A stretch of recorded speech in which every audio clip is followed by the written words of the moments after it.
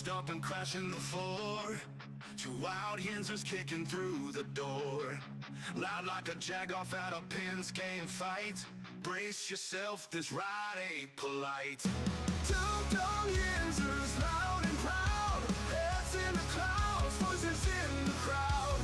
Chaos brewing, they don't play nice. Hold on to your iron and grab your prime anti-slice.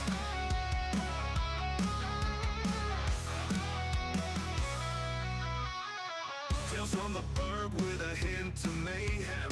Pierogi powered, nothing can constrain them. Knocking back stories like an icy cold brew. You never know what these two might spew. Two dumb Yinzers, loud and proud. Heads in the clouds, voices in the crowd. Chaos brewing, they don't play nice. Hold on to your iron and grab your prime anti-slice.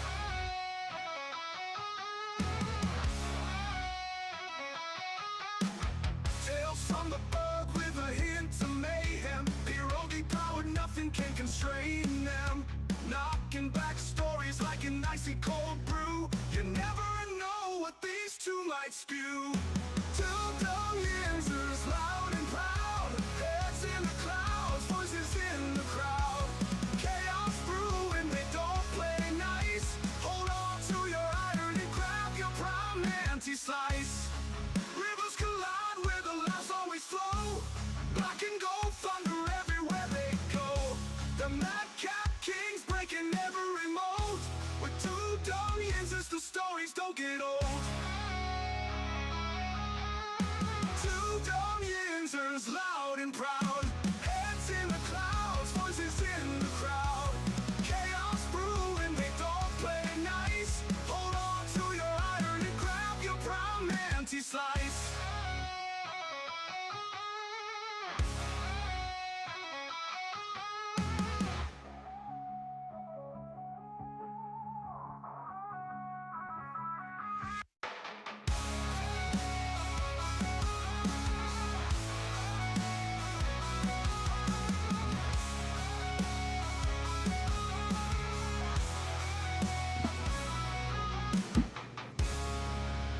Aloha, everybody. Welcome back to the show. Welcome back to the Two Dumb Yinzers. This is episode 960. Welcome back, everybody. Glad to see us today. This is the Thursday installment of the Two Dumb Yinzers. We're glad to be back. Lots of things going on.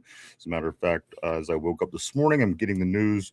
Of course, Aaron Rodgers is going to be flying to Pittsburgh today to be with the Steelers tomorrow as rookie camp starts up here in Pittsburgh tomorrow throughout the weekend. So we do have some big news going on. Aaron Rodgers is on his way, just in case anybody was still concerned what was going on with our quarterback situation. It's looking like it will be a 43-year-old quarterback throughout the course of the season. Will be back with the Steelers. However, it has not been confirmed. But if you're going to read the writing on the wall, it sure looks like it as Mr. Rodgers makes his way back to Pittsburgh. Again, flying in today, due to talk to the Steelers tomorrow as the Steelers start off rookie camp. So this is what it almost seems like that. It fell right into place, almost like the coaches or management or somebody might have known what was going on, believe it or not.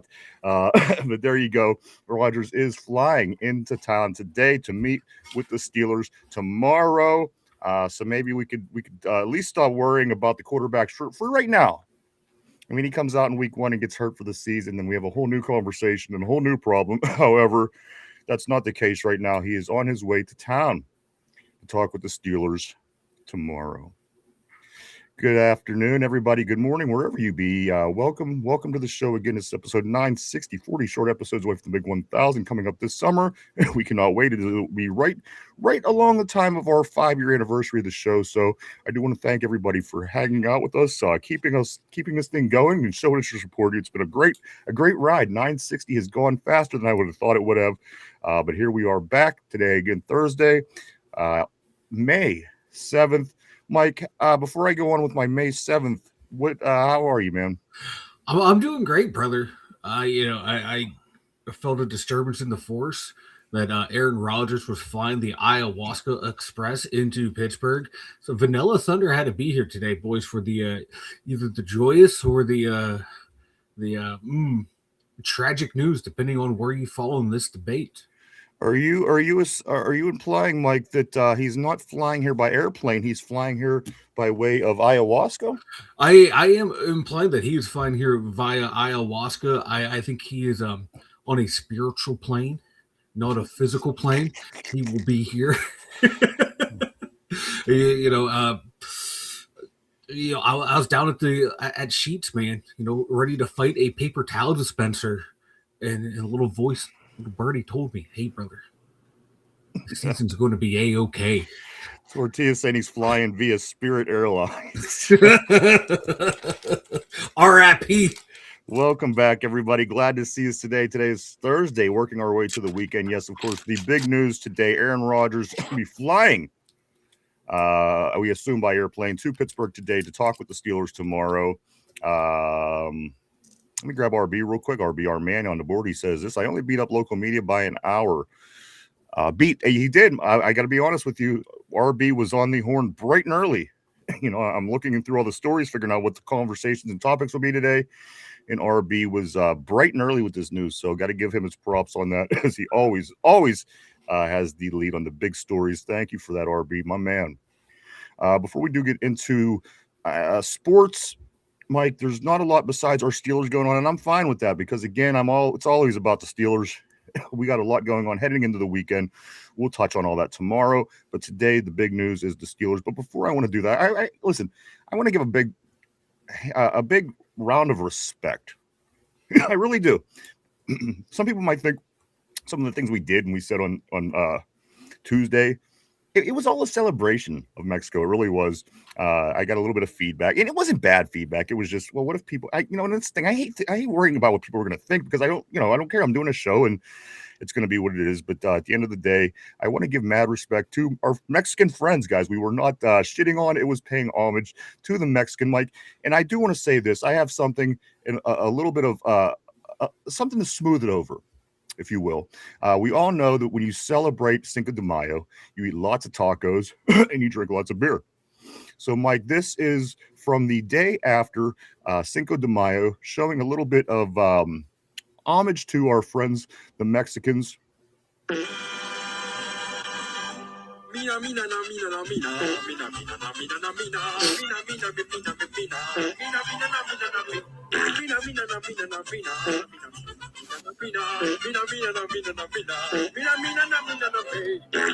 Yes, there you go, baby. We love you, Mexico. You know this.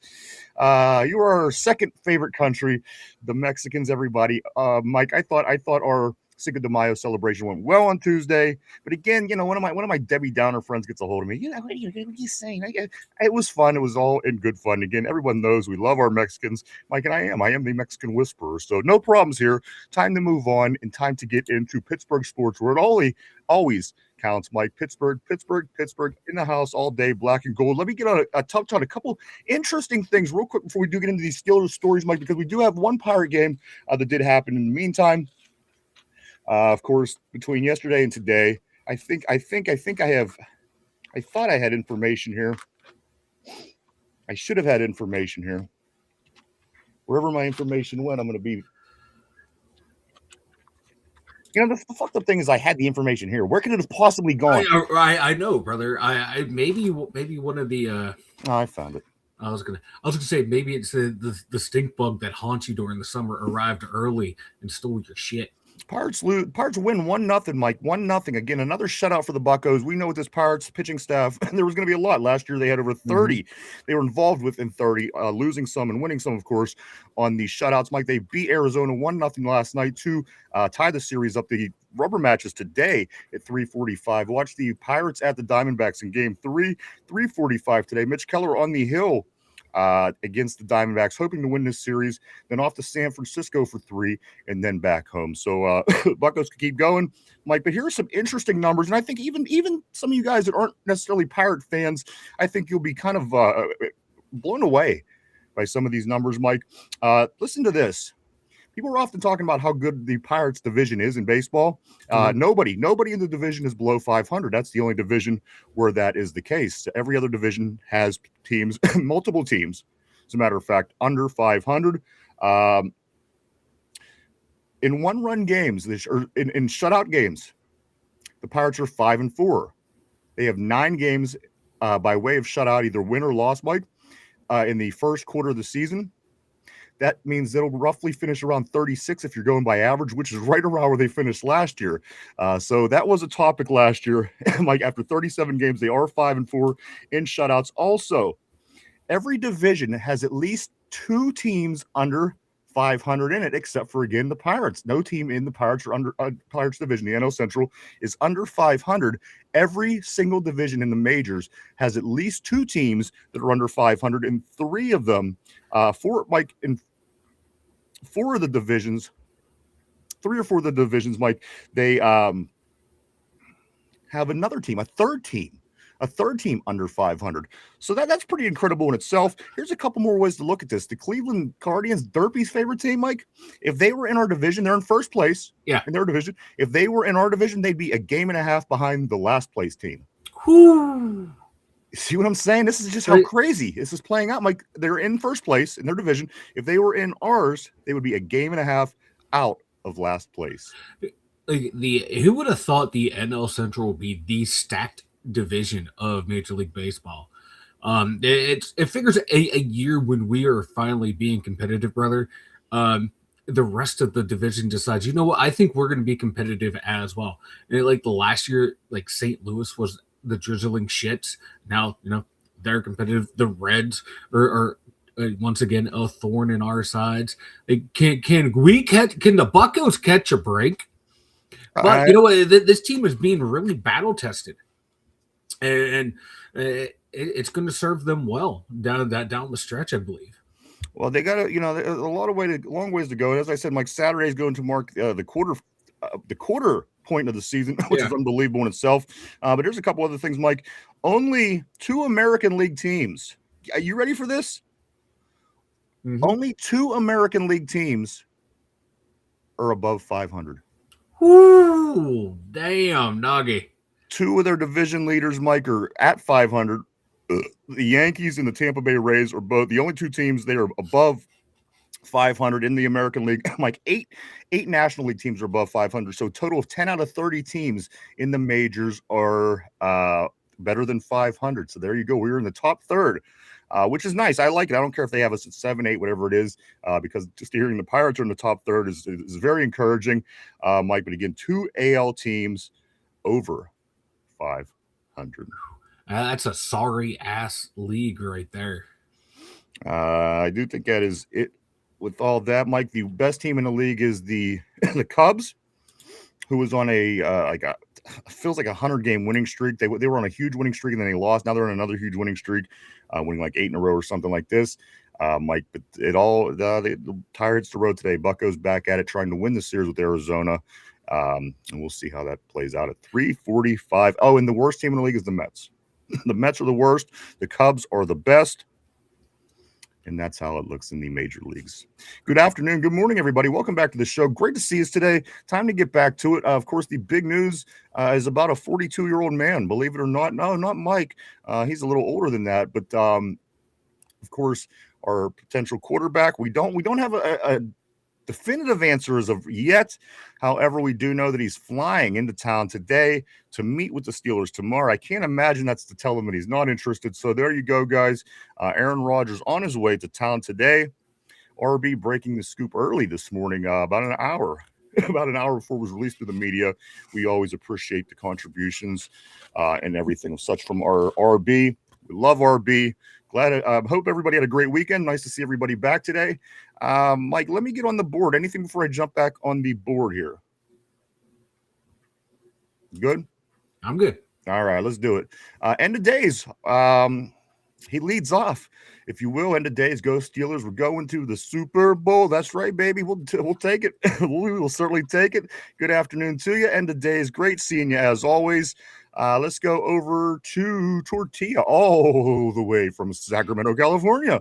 Tortilla Jackson in the house. He said, I don't care what anyone says. We got good news today. I agree with you, brother. And you know, that's where I was. If it was a go, it's good, all good. If it wasn't a go, you know what we're going to do. I couldn't find it in myself to be too down by everything, but there you go. Having some answers. Again, just the day before rookie camp, they're flying in, so the answers should be definite one way or another throughout this weekend. We'll certainly be keeping a close eye on everything today. I do want to say a big welcome to Andy Palmer, a brand new name I see on the Terrible Board. Welcome, Andy. Welcome to the show. Welcome to the Terrible Board. We're glad to have you here. Jump on and participate, ask any questions, anything you want to talk about, brother. Welcome to the Terrible Board. Let me move on to the original Yinzer Joe. That's right, baby. Always great seeing Yinzer Joe in the house. My man Yinzer Joe says this. Yay, here we go. AA Rod signing this weekend. Let's go. That's right, baby. As I said, Mike, unless this is a crazy episode of Punked, I don't see it going any other way. It appears that Aaron Rodgers is on his way to town to handle business, Mike, this weekend with the Steelers. Be nice to get ink on paper. Let's just get this saga over and done with, so we can just go in knowing the biggest battle of camp is who's going to be quarterback number 2. Yes, that should be right there. That should be it. And then the battle between the two youngsters to see who's developing faster. I couldn't agree more. We do say welcome to you, Andy. Andy says he's a Steeler fan. We do welcome you to the show. This is the show where every voice in Steeler Nation is heard. So do feel free to participate on the Terrible Board all day. We're here for a couple more hours, so hang out. You got questions? Stick around. Great seeing Andy. Welcome to you, sir. Let's scoot up here a little bit. I'm going to go to Just Learning. He said, hey, bros, what's up, dude? Always great seeing Just Learning in the house. I know that Just Learning is getting a little bit excited. We got some news this morning for the Steelers, just as also Tortilla and Carl and Robbie and everybody else on the board. Good morning, good afternoon, wherever you may be. Welcome to you. I'm going to go back to Tortilla today where he says this. Tortilla says, Aaron got word about the Arizona BS and he got his jet ready ASAP. That was a joke, but apparently the Steelers didn't even know Rodgers was on his way. I don't, and the funny thing is, I don't believe that a bit. I kind of found it might put it in my head about 4 or 5 weeks ago, maybe a little bit less, that the Steelers, the management probably knew what was going on. Coach McCarthy probably knew what was going on. Ultimately, I think somebody knew what was going on. And I heard this as well, that the Steelers didn't even know he was coming. But at the end of the day, did they not? I don't know. That's up for interpretation. But you know what? To me, it sure seems very unprofessional in a multi-billion-dollar business for these kind of things. But you know what? Grabbing attention is not a bad thing for business as well. So as long as people are talking about football, as long as people are talking about the Steelers, as long as people are talking about Aaron Rodgers throughout the offseason, Mike, it benefits the league. So at the end of the day, I don't know. Who knows? Who knows what the hell happened? Who knows if I'll even ever say? But you know what? It kept the NFL motor going throughout the offseason. Certainly, here we are almost going into mid-May next month. Next week, I'm sorry. Yeah, like we've been talking about Aaron Rodgers since the end of the offseason. The rest of the local media has been talking about Aaron Rodgers since the end of the offseason or the end of the season. The entire NFL media has been talking about Aaron Rodgers. So Come on now. You knew this was going to be the big story of the offseason. Because why not? A 4-time league MVP? Is he going to come back to one of the most storied franchises of the NFL? How can we spin this to a negative? How can we spin this to a positive? How can we drag this news cycle out over and over and over again? And then, it finally reached its end and everyone's like, oh, okay. But is it really going to happen now? Why would he be flying to Pittsburgh if you're not going to put pen to paper? You negotiate over the phone. You come in and you sign the contract. Right. I couldn't agree. It's kind of like playing out like we kind of had a feeling it would be here all along on the show. You're right. And you have to play the game. You have to speculate. You have to go get on the merry-go-round and consider all the stories. Again, I mean, that's kind of what we do. It's why we're here to talk about the Steelers. Yeah. But ultimately, and again, I was pissed at first. I said, "Come on, this is business. This is actual real work, and we should be a little bit more." Let's show a little bit more integrity, and that's kind of where I was pissed at first. But then, as I said, you kind of talked me into it. He's like, "There's no way that somebody doesn't know something," and I couldn't agree with you more, Mike. I think somebody did, but again, that is not the point anymore. The point is, Aaron Rodgers is on his way to town to talk with the Steelers tomorrow and throughout the weekend. A lot of speculation that he's going to sign back with the Steelers to come back. Mike, he'll be 43 as the playoffs start this season. 43 and in prime shape to lead us to Super Bowl 7, brother. Him and Jennings Dunker. I mean, you get some ayahuasca in that hair, you mold it just right. He's going to ride on the back of Dunker like a magical pony. And here's the thing too, Mike. Him and Dunker are probably going to be pretty close because Dunker's going to be protecting his ass, and you know that Aaron Rodgers. I forget what he bought everybody last year was Dave TVs or something like this on Christmas. So him and Dunker, I'm sure will become good friends as long as Dunker keeps him off the ground, which I think we could all agree with. Let's move on the board though. I do want to say what's up to Robbie the head for Robbie Hedford. I think I'm just going to go with that for now. He says Rodgers won't last the season. You know what? That's what some people were saying, but you know what? That's what some people said last year, and he ended up going to take the loss out from Chicago because he was out. He went 10-6 last year, took the team to the Super Bowl that had many problems. Speaking of no wide receivers. The left-hand side of the offensive line awfully shaky, and a bunch of others. So again, you know, we are used to the talk here in Pittsburgh. We're used to everyone telling us that things are not going to be as good as they usually are. But obviously, people don't see the writing on the wall in the NFL and how things play out. Like the Pittsburgh Steelers, given just a 11% chance to win the AFC North this year. The Baltimore Ravens, of course, as they were last year. They were picked to win the division by 52%. You see how that went last year. Then the Bengals at 32%, Steelers at 11%, and they're giving the Cleveland Browns, surprise, that measly 8% chance to win, which I think is way too high, to be honest with you. If you've ever watched football in your life. But at the end of the day, Mike, they always tell us that it's not going to be good. They always tell us that we're going to finish lower than we do. They told us last year we were going to be the last place team in the AFC. And who was the AFC team that was in the playoffs? It was the team that everybody said with the grandpa quarterback and no wide receivers and this and that. And I do believe Mike, things have improved in this offseason. Yeah, good. But this happened to Baltimore. But that happened to Cincinnati. Right. But that happened to Cleveland. Like the Steelers had a great situation going on. Anytime the Steelers or anything good happens for them, there's but. If one of these teams wins because someone else has major injuries, or it's that's just part of football, brother. But when the Steelers do it,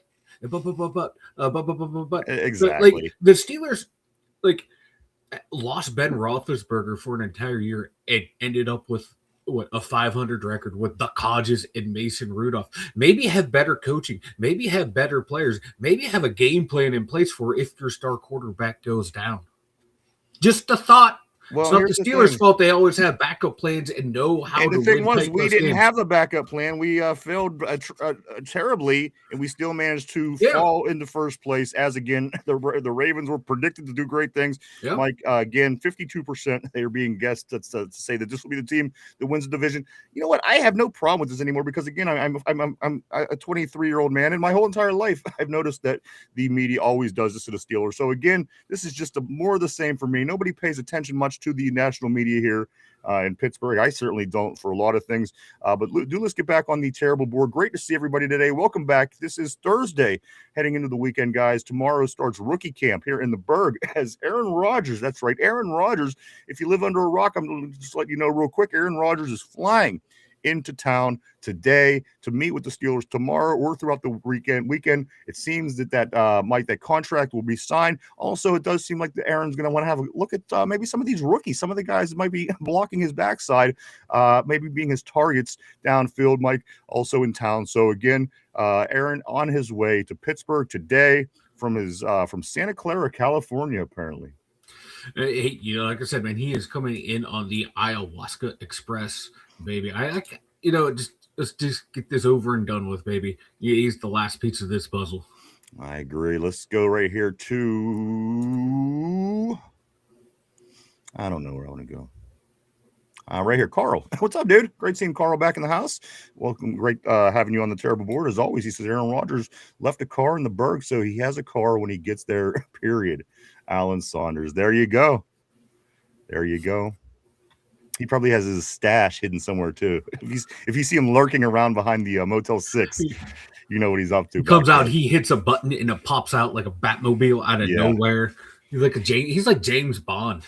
He is like James Bond. Let's go right here. Let's go to Ty. My man, Tyrone. What is up, brother? Always great seeing the GOAT, Tyrone, in the house. He says this. Tyrone says, A-Rod coming to town. 7 on the way, baby. I hope you're right, man. I hope you're right. Not on the part that I think he's coming. Yes, I do think he's coming. I think he'll be the quarterback of the team this year. But I hope you're right with getting that 7 this year. And you know what? Why not us?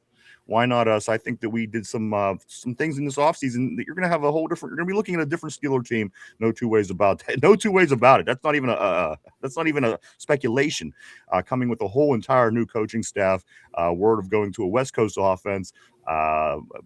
Coach Graham on defense has a lot of things working in play for the defense. Like, it's very exciting, very exciting. And I just know that this is May.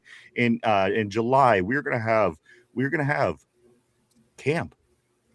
Less than 2 months from now, the Pittsburgh Steelers are going to be at camp in Latrobe. And we're all going to be going up and a little over 2 months away. It'll be going up. We're going to be hearing pads popping, helmets are crackling. I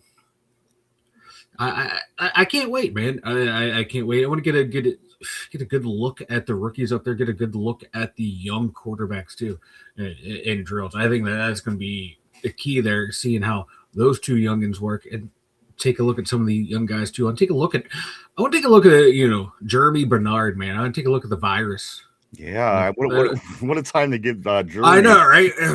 Poor guy comes here. Next thing you know, hantavirus is taking over the league. Jeremy didn't go on that yacht, did he? The cruise ship. I hope not. I hope not, man. Because if he did, there goes the season. Let's go to Tortilla. He says, LOL, Spirit Airlines. Tyrone, the GOAT, says JPJ to GOAT. RB says he only beat the media by an hour this morning, and it's true. I could contest to that, Mike. Again, an hour before anything was broken, RB was on the horn getting us this news about Aaron today. Also, Just Learning. What's up? Always great seeing Just Learning. He says this, Mike. I can't believe that Just Learning says this. He says that Aaron Rodgers has a fake wife. The evidence points towards him being correct. Where's that magic 8-ball at anyway? All signs. My nose. All signs point to yes. All signs point to no. We need something like this around here. I still do have my crystal ball here, but we need one of those magic 8-balls. We do. We got to find one. Tortilla says Cody got offended over the Cinco de Mayo episode. I thought that Cody enjoyed it more than anybody. I really do. Cody gets into shit. And again, lots of fun on Tuesday. Hope everybody had a safe Cinco de Mayo. Isaac. Let's go to the Isaac. Welcome to the show. Welcome back to the show. Welcome to the terrible board. He says, well, he has no choice. OTAs next week. Just like that, Mays comes to a close. Mays. You know what? That's it, man. That's it. He'll be here. We'll get official word over the next couple of days, I'm sure. All the pretty pictures on social media of him signing the paper, shaking hands with Coach McCarthy. Dude, always great seeing Dude on the board. He says, good afternoon, fellas. Good afternoon to you, dude. Always great to see you, my man. Hope everything went well with you over the Mexican holiday. Welcome back to the show. Welcome back. Great to see you on the terrible board, dude. Tyrone, number 8 in the house. Also, Just Learning says Super Bowl 27 Steelers over Green Bay. You know what? I'll take a Steelers Green Bay Super Bowl. I would take anybody if the Steelers in the Super Bowl, as a matter of fact. I don't even care who it is. I don't even care, Mike. I don't even care if the Steelers are playing in mid-February. To me, it doesn't matter. Listen, I want a team that we could beat for sure, but Green Bay, I would take it. Would that be a symbolic, Mike? That would be good for talking about good for the league. But I think that goes a little too obvious if you're talking about these, like we were seeing we're saying about scripting and things like this. I think if the Steelers end up playing Green Bay in the Super Bowl, I think that could catch a lot of heat maybe just on social media because, again, all this script talk that people were talking about. Yeah, and we were kind of hoping for that last year. Maybe this could be the year we get it. I'd take it. I think it would be a good fit for the NFL. Cody says, if anything, his comments were offensive. Exactly. Exactly. Cody's our resident Mexican on the board, as always. We love our Cody. Just fucking with you, bro. Let's go here to Andy. Andy says, hey, we did talk to Andy as the show started. I'm going to go right up here to where Andy says this. He says, I hope Rodgers can get it together this season. And you know what? He's a little bit more acclimated to Pittsburgh, and yes, he's a smart person. Yes, he's a future Hall of Famer, a 4-time MVP. But at the end of the day, he's human, and some things do take acclimation. And like he's used to the setting. He's used to the locker room. He's used to most of the players on the team. He's used to the things that he has to do of convenience outside of football. So all those little things that you could probably kind of package together and have an idea of just where the comfortability of a player should be after a season, opposed to coming to the city for the first time as he did last year, Mike, and also added the weapons, a little help on the offensive line, a different coaching staff. Andy, I think that things are going to come together this year, and I think the 24 touchdowns, I think that's going to go up. And you know what, Mike? I think that even maybe the 7 interceptions may go up a number or 2 at the end of the day. I just think because it's going to be more opportunistic to do things now with more weapons on the field, with a new system. Again, the West Coast offense, that ball is going to be flying around through the air. So I'd say maybe another interception or 2 added on to what he had last year. I don't think he gets any lower than 3,300 yards. I think that he has a pretty good season, to be honest with you, Andy. I can't imagine why, unless it's just one of those shit the bed moments where he goes out there and it kind of falls apart. But Mike, a lot of things are trending the other way, despite who you listen to in the media. Some people are telling you that it's going to be a disaster. Other people are telling you it's going to be good. So the best thing to do is they don't know. They never played the game yet. These people do not know. Make your own assessment. What do you think? Do you think that the additions will help improve this team? Do you think a change of scenery with the coaching staff will improve this team? Do you think, so to me, I feel that we're just as much in it as we are every year at this point, Mike.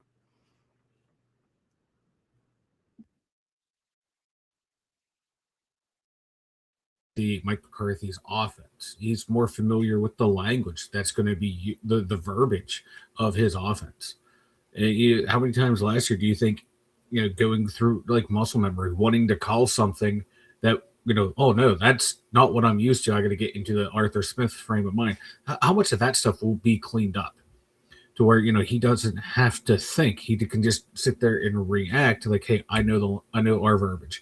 I know this playbook backwards and forwards because it's like more or less what I ran my entire NFL career. Now he also has a familiarity with the offensive line coach. They know what kind of schemes they like to run. So he's going to be more confident with the offensive line. Be like, okay, they're being taught the scheme that I knew my entire NFL career. So everything is just they're set up to make, he's going to be probably feel more comfortable than he did last year, just because it's more familiar playbook, more familiar verbiage. It's just everything that he knows that he can probably run blind by himself. So I think that's going to be a huge step up from last year to this year. Then that's not even adding the upgraded weapons on offense and potentially an upgraded offensive line as well. So everything right now, the arrow's pointing up for the potential of this offense and the potential of Aaron Rodgers' performance. A couple of things regarding Aaron Rodgers, Mike. Let me go right here. My notes. Maybe it was Cam Hayward. Cam Hayward, Mike, he always likes to take credit for things. Cam Hayward says on his Instagram page the other day, Aaron Rodgers signing would be a heck of a present because it was Cam Hayward's birthday present. Maybe all about Cam, baby. Maybe it was like that little girl on her birthday when she's 7, the princess, and she asks for the pony and she gets the pony. This is how I picture Cam Hayward's inner mind working, Mike. Cam Hayward's Instagram on his birthday was to Aaron Rodgers signing would be a heck of a present. Maybe that was the maybe the straw that broke the camel's back. I can see Rodgers dragging it out. I don't think he's really a big fan of Cam Hayward. Why do you say that? This the interaction that they had on Cam Hayward's podcast last year during training camp, and they're talking about like monies are contracted, and Aaron gave Cam the comment of like, it's not always about your money, goddamn.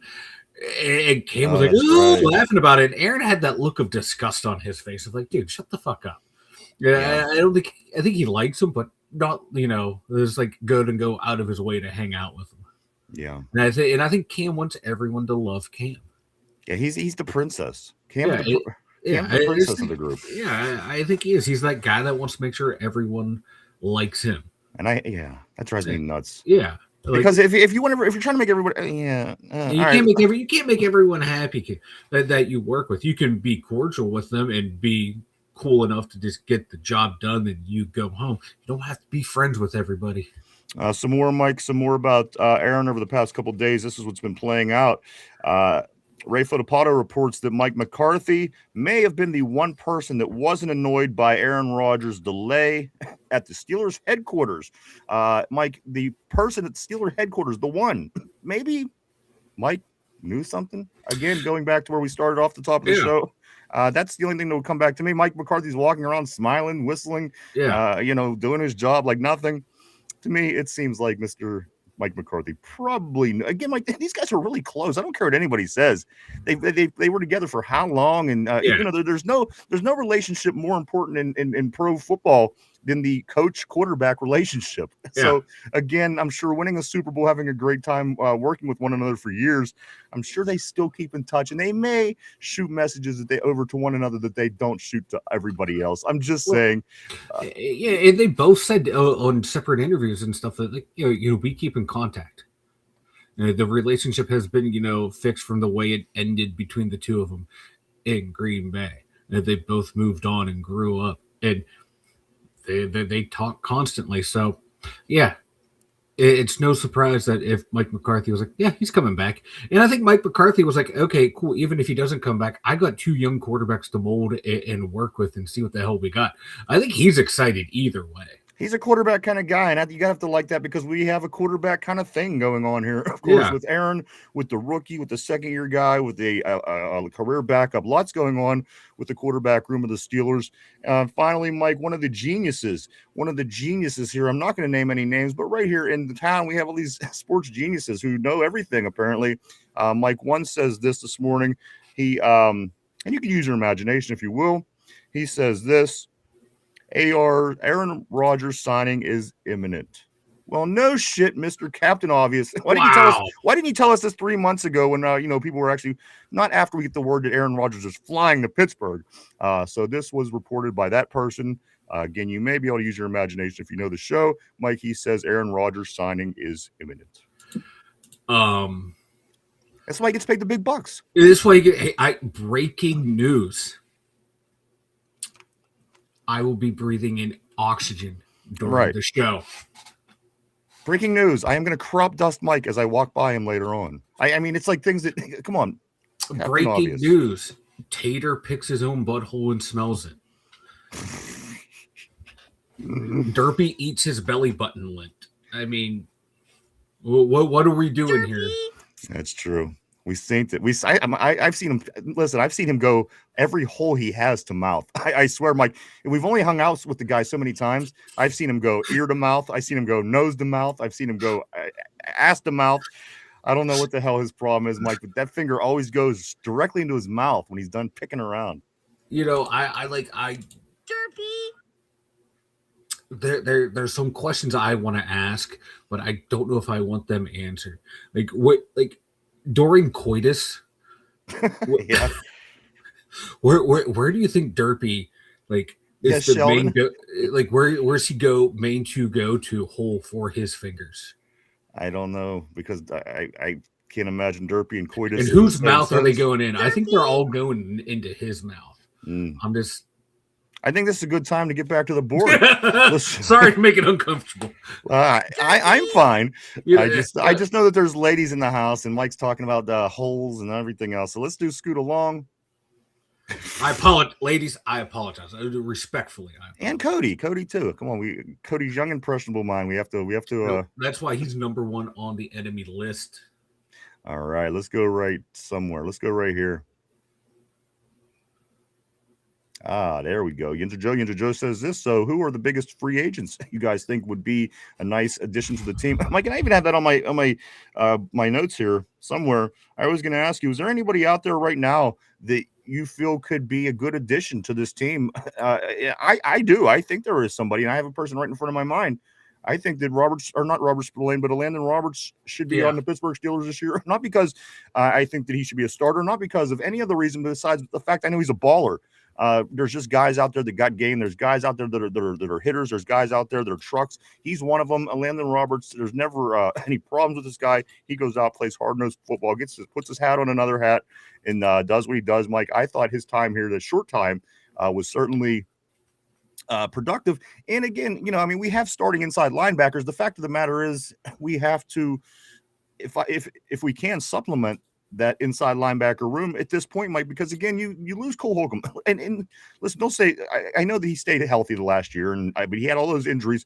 Let's say you lose one of these guys. I mean, you're basically sitting there with 4 inside linebackers right now. I think Landon Roberts could be a good addition to the room. As when your starters come out, you could get him in there and still have some quality play. And then again, on the other hand, Mike, you got Cole Holcomb and Malik Harrison. These two gentlemen, they're not exactly setting the world on fire with their play when they do get in. Yeah. I think I would love to have a Landon Roberts back here just for a depth piece, Mike. I think that it could certainly be necessary as, again, we're waiting to see what Coach Graham could do with the defense, but certainly something we could do to improve some of the issues we may have had last year or the year before when Landon Roberts wasn't here. You didn't see too many of these 250-yard rushing games against us. So, Mike, that's my guy. Yinzer Joe's asking, who do you think could be beneficial to this team out of free agency, Mike? I do like that answer right there. I think Landon Roberts is one of those guys we should go and get. A couple other names to look at. If you're not liking the way Brock Hoffman is playing, and you're maybe kind of worried about the development of Dunker, or maybe McCormick takes a little step back, Joel Bitonio, former Brown, he's a guard. I believe he's still available. And if you want to add even more depth to your receiving core, Jawan Jennings, maybe like from veterans that are out there. Is he still out there? From last I saw, he is still out there. His contract demands, were kind of high, but if you want to work, you might have to work cheap this year. Just names to keep out there, keep an eye on out there. I don't think they're going to add anyone. I think Landon Roberts would be a good pick. But the other guys I just mentioned, that would be like if camp keeps dragging on, someone gets hurt, maybe you go and get them, or someone's underperforming and you're not seeing a play rise up in practice and you're getting just a little bit iffy, maybe go out and get one of those guys. All right, there you go. Let's keep moving things along. Board's moving along. Great to see everybody today. Welcome to the show. Somber says, "Sup, fuckers? What's up, fucker?" Cody says, "What's up, old people? What's up, young man?" Always great seeing Cody in the house. Let's go to Vegas. Vegas says, "It's a different Aaron on the way." I agree. I do want to say what's up to Vegas, all the way from Las Vegas in the house. Always great seeing you, sir. And I hope you're right, bro. Again, a question has been answered. More than likely. Again, the word today, Aaron Rodgers is flying to town today to meet with the Steelers tomorrow as rookie camp starts tomorrow throughout the weekend. And guys, just again, we're the 18th. We're 11 days, not next week, but Monday of the following week, we do have the OTA starting. And then a couple weeks after that, Mike, June 2nd, we do have mandatory mini camp. So you know what? It's about time for Aaron to shit or get off the pot. I think we could all agree. However this went, whoever knew, whatever the case is, I think this is a time that we could all say, oh, you know what? This makes sense. Aaron's pulling in at the last minute. He's showing up, probably going to check out some rookies this weekend. And again, that is, of course, the big news going on in the Berg today. Let's stay on the board, though. Again, lots going on the board. I don't want to miss anybody today. I'm going to go to Lindsay. Always great seeing Lindsay on the board. Lindsay says, "Hey, hope things are going well for you, Lindsay." Let's go back to Isaac. Isaac, he says this, Mike. He says they knew, just like it's a script, they know how many games they're going to win because they're being told. They know that they're going to go very deep in the playoffs. The big Mike is good there. Let's go here to Somber. Somber says he left his pookie pipe in his locker. Let's go here. Let's go to Cody. Cody says Mike gets on the Penn State merry-go-round. There you go, Mike. That Penn State merry-go-round. The Sandusky horse. You could ride the Joe Paterno Tiger. No. See, the Penn State carousel is Paul Posluszny, Franco Harris, Bobby Ingram, the greats. Yeah, but unfortunately, the bumper cars is a bunch of 10-year-old boys, and that kind of screws everything up. So I'm just going to keep moving on to Tortilla. He says this. He forgot his earbuds. He has to fly back and grab them. Let's go, Tortilla. Tortilla follows that up by saying, "Damn, Somber beat me to the joke." Let's see. Somberg. Okay, we did get this. Let's go to Vegas. Vegas says Paul Tagliabue has been talking to Aaron from the afterlife, telling him to draw it out as long as possible. The old commish ain't resting, boys. So weird because that name popped into my head the other day out of nowhere. I thought, why am I thinking about Paul Tagliabue? And to see Vegas put it up today is actually kind of incredible. Why wouldn't you be thinking about Paul Tagliabue? Exactly right. Andy says, "Let's go get that trophy. I'm right there with you, baby. Let's get it. We're ready. We're due." People go, "Well, you don't even mean you're due. I mean, we're due. Just trust me. We're due." Let's go to Ty. Ty says, "This Super Bowl, here we come. Damn, today, great. Fucking walk around all day. A-Rod saw DK, Pittman, Bernard, Muth, Darnell, Warren, Rico. This O-line called JPJ. I'm on the way, baby. It's time. It is time." I tell you what, I can tell when Tyrone's feeling it. I really can. I can tell by the typing when he's excited, and I can feel it today. End of days. What's up, brother? Always great seeing End of days. He says, "Hey guys." Christine says, "Hey. Media is always on the Ravens. You ain't shitting. Come on." Here also, guys, I just wanted to tell you, I spoke the other day about somebody reporting that Vinoy, Mike, that there was some kind of interest, or I said that on the show, and people were wondering where I got it. It was CBS's Ryan Wilson, CBS Sports Ryan Wilson was where I got the note, where I got the article. However, there was also multiple articles with that same information. So it's not going to happen, but the people just did ask the other day where I did hear that about Kyle Vinoy. Let's scoot here to Ty. Ty says, Mike 100. Vegas says, what up, Endo? And the days in the house, of course. Vegas says, maybe have a game plan in place if the starter doesn't go down. Like, somebody who might have a brain in their head, right? I'm just saying. I mean, come on. Let's go here to Cody. When Omar trades for a wide receiver 3, I wonder if Bernard ends up like Roman Wilson. Cody leaned it in hard on the Jeremy hate. I love it. Yeah.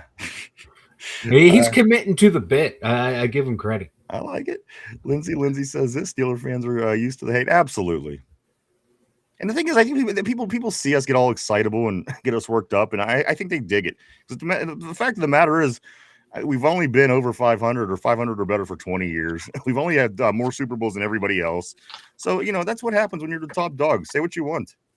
Everybody prepares different when the Steelers are coming to town. Even if we're not that good, they do. We take over your stadium with your fans. And so at the end of the day, it's certainly my age. I've learned to accept it and understand that this is what the media does to Pittsburgh for whatever reason. But that's what you do when you got that big target on your back, Mike. And even after not winning a playoff game for 10 years, don't forget that the Steelers do, in fact, have a target on their back. They just do. Dallas would too if they were any good.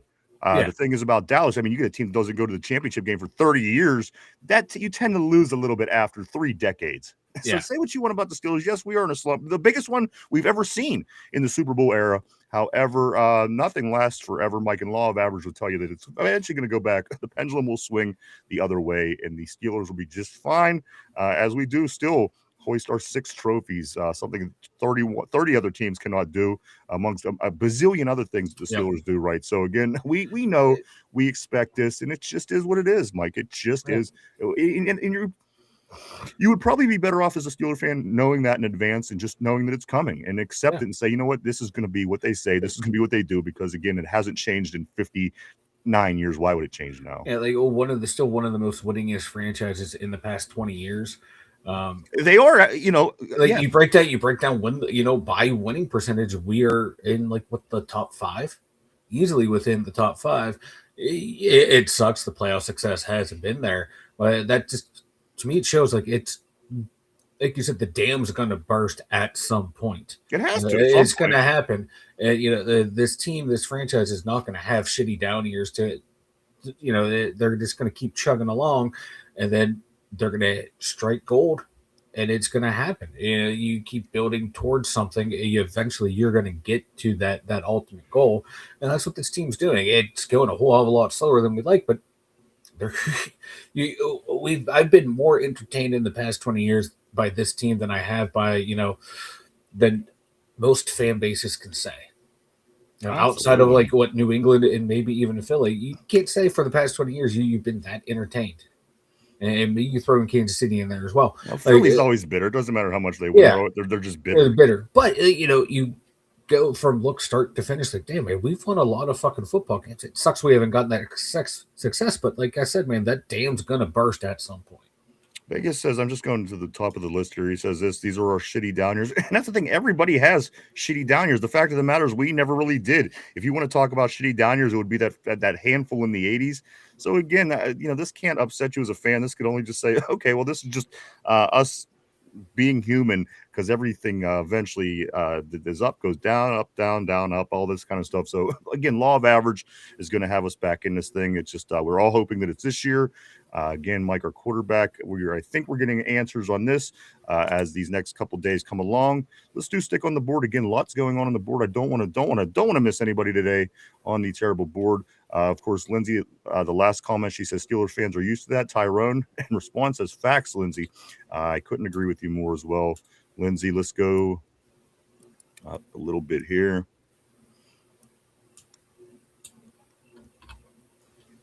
Okay, I think I got it. Robert Kirkpatrick, always great seeing Robert on the board. Robert says media always have the Ratbirds picked to beat. You're right, Robert. We beat them 10 of the last 12 games. Just think about that.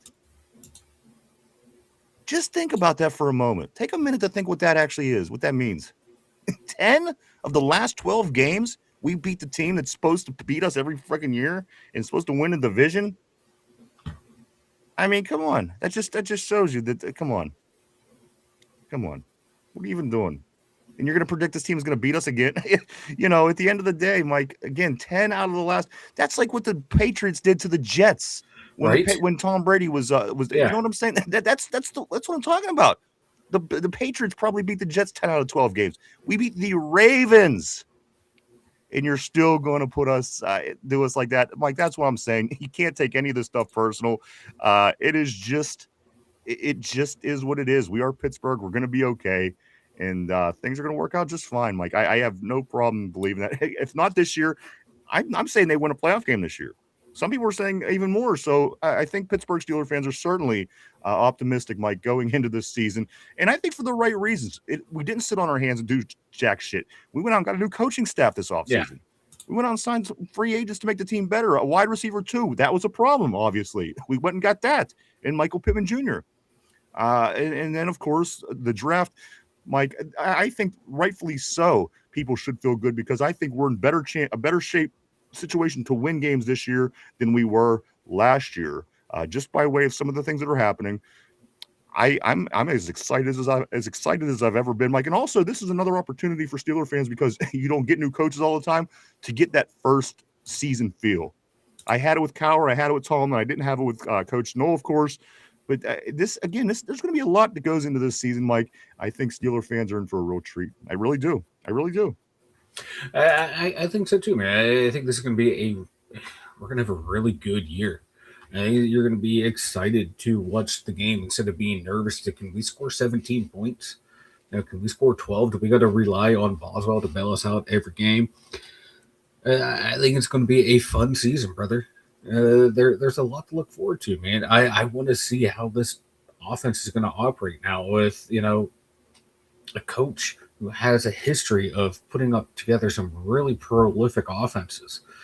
And I just want to see how it runs, baby. I want to watch some high-powered offenses. We haven't seen this since prime Big Ben. No, you're right. So it's we've been, dealing with elder Ben and bunch of cast-offs and rookies playing quarterback for a long time. Now, yeah, A-Rod's an older guy, but he still has a lively arm for being 43 and get him into an offense that's not going to be afraid to push the middle of the field.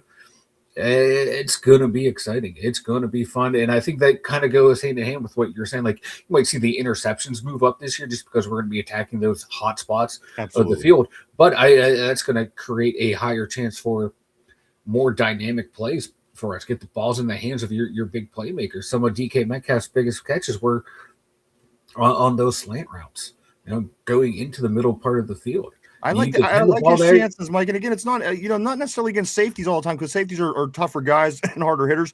But I like our receivers and our tight ends down the field. Again, you're talking about DK making plays downfield. Remember last year, it was right off the top of my head. I can't think of who they played.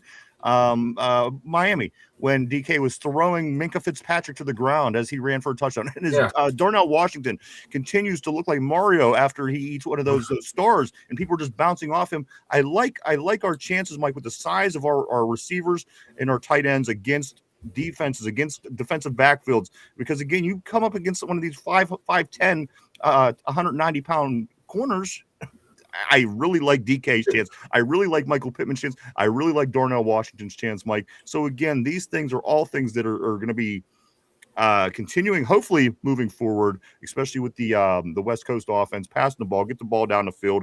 It's just so much to look forward to, I think, Mike. It's almost like we're talking about the draft being Christmas morning. It's almost got the vibes again, knowing who our quarterback's going to be. Like it or not, I think a lot of people today is going to start being ready for the Steelers season. Yeah, and you were talking about, those big-body receivers beating up on those smaller DBs. DK Metcalf, 6'4", 229. Pittman, 6'4", 223. Patty Fry, 6'5", 258. Darnell Washington, 6'7", weight unknown. And they all have some pretty good speed too, and power. Even Bernard, he's only 6'1", 204, but you look at his build. That's a thick 6'1", 204. These aren't going to be little scrawny little guys that are going to have to fight through coverages. They get those guys in the middle field in the dirty areas and let them beat up on people. Then you add in the fact that you have two running backs that are hard runners as well. And then you got some nasty mofos up on the front of that line. We're going to, turn some defenses into Sheets paper towel dispensers, man. We're going to be Josh Reed. We're going to beat him up. We're going to whoop some ass this year. Yes. It's going to be fun and exciting. Jeff Reed. Let's do move Jeff on. Reed. Why did I say Josh Reed? Because you're it's hard. Let's go to Just Learning. Just Learning says, I miss my Chinese babe. I miss my Chinese babe. I'm not sure what that was referring back to, but let's go to Ty. Ty says, I think Troy will be left tackle when they keep Max at right tackle. I mean, it's not out of the question. It's not out of the question at all. Let's go to Vegas. Vegas says, guess when the last time Ryan didn't have a beard, it looked like he hasn't shaved since 1999. A real quick funny story. This is the longest it's ever been in my life. I didn't generally wear a beard my whole life. You could go back to some of the earlier videos and see this. But, Mike, it was P. Morton, a follower, a viewer from Japan, actually. One of the OGs, like Yinzer Joe is. He's been around for years with us, and he used to come on the show. And I had this little half-ass beard because I just didn't shave for a while. And P says, wow, what the fuck is that beard? What are you trying to pull with that beard? And he says, I forget what term he used, but I just know it was from that point, Mike. I've never shaved my beard or did anything to it for that matter since that day. And I got to be honest with you, Mike, it was in the old studio, not even the old studio in this building. It was in the old studio down the road. So that just kind of gives you an idea. It has been a while, but it's my playoff beard. And this is what I said. This beard is not coming off until a Pittsburgh team advances past the first round in the playoffs. It's been that way for a couple years now. Again, it just started out because, again, P was talking about how terrible my beard looked, but now a Pittsburgh team has to advance. It's my playoff beard. Any of them, any professional Pittsburgh team, the big three, has to advance out of the first round, and this beard is coming off. Or if you would have, in fact, lost the bet, but you've seen how that played out. Yeah. The first leg shit the bed. So that's what we're going with, Mike. A team gets out of the first round, this beard comes off. I swear to you, I promise you. The thing is, I don't love it. I've just got used to it. And then I just think to myself every time I think about shaving, I'm like, yeah, the terrible board. They're gonna have fun with this.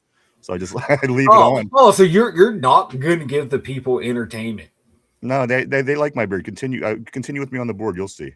Let's go here. No. Those comments are AI generated. As long as the chicks like it, that's all that matters to me. Let's scoot on. Tyrone says, Cody, not today. I'm in a good mood. Cody says this, other than Jalen Warren and DK Metcalf, Pittsburgh's offense is slow. They can catch balls, but don't have breakaway speed. I agree. I agree to a degree.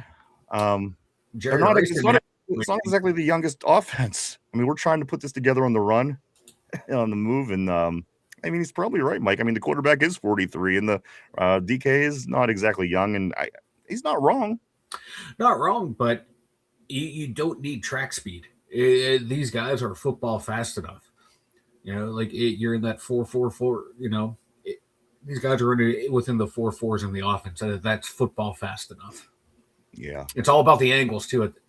Once you get to the pros, it's not about straight line but speed. it's just a lot of times though, Mike. The angles. If you have superior athletes, you're just gonna be better. And I think that's the point that's being made. Is we just some guys have the up and coming guys, these new young players in the league, and we really don't. And again, it's just kind of not where we're at in our timeline. We're building this team, and again, we're getting to where we need to be with the offensive line.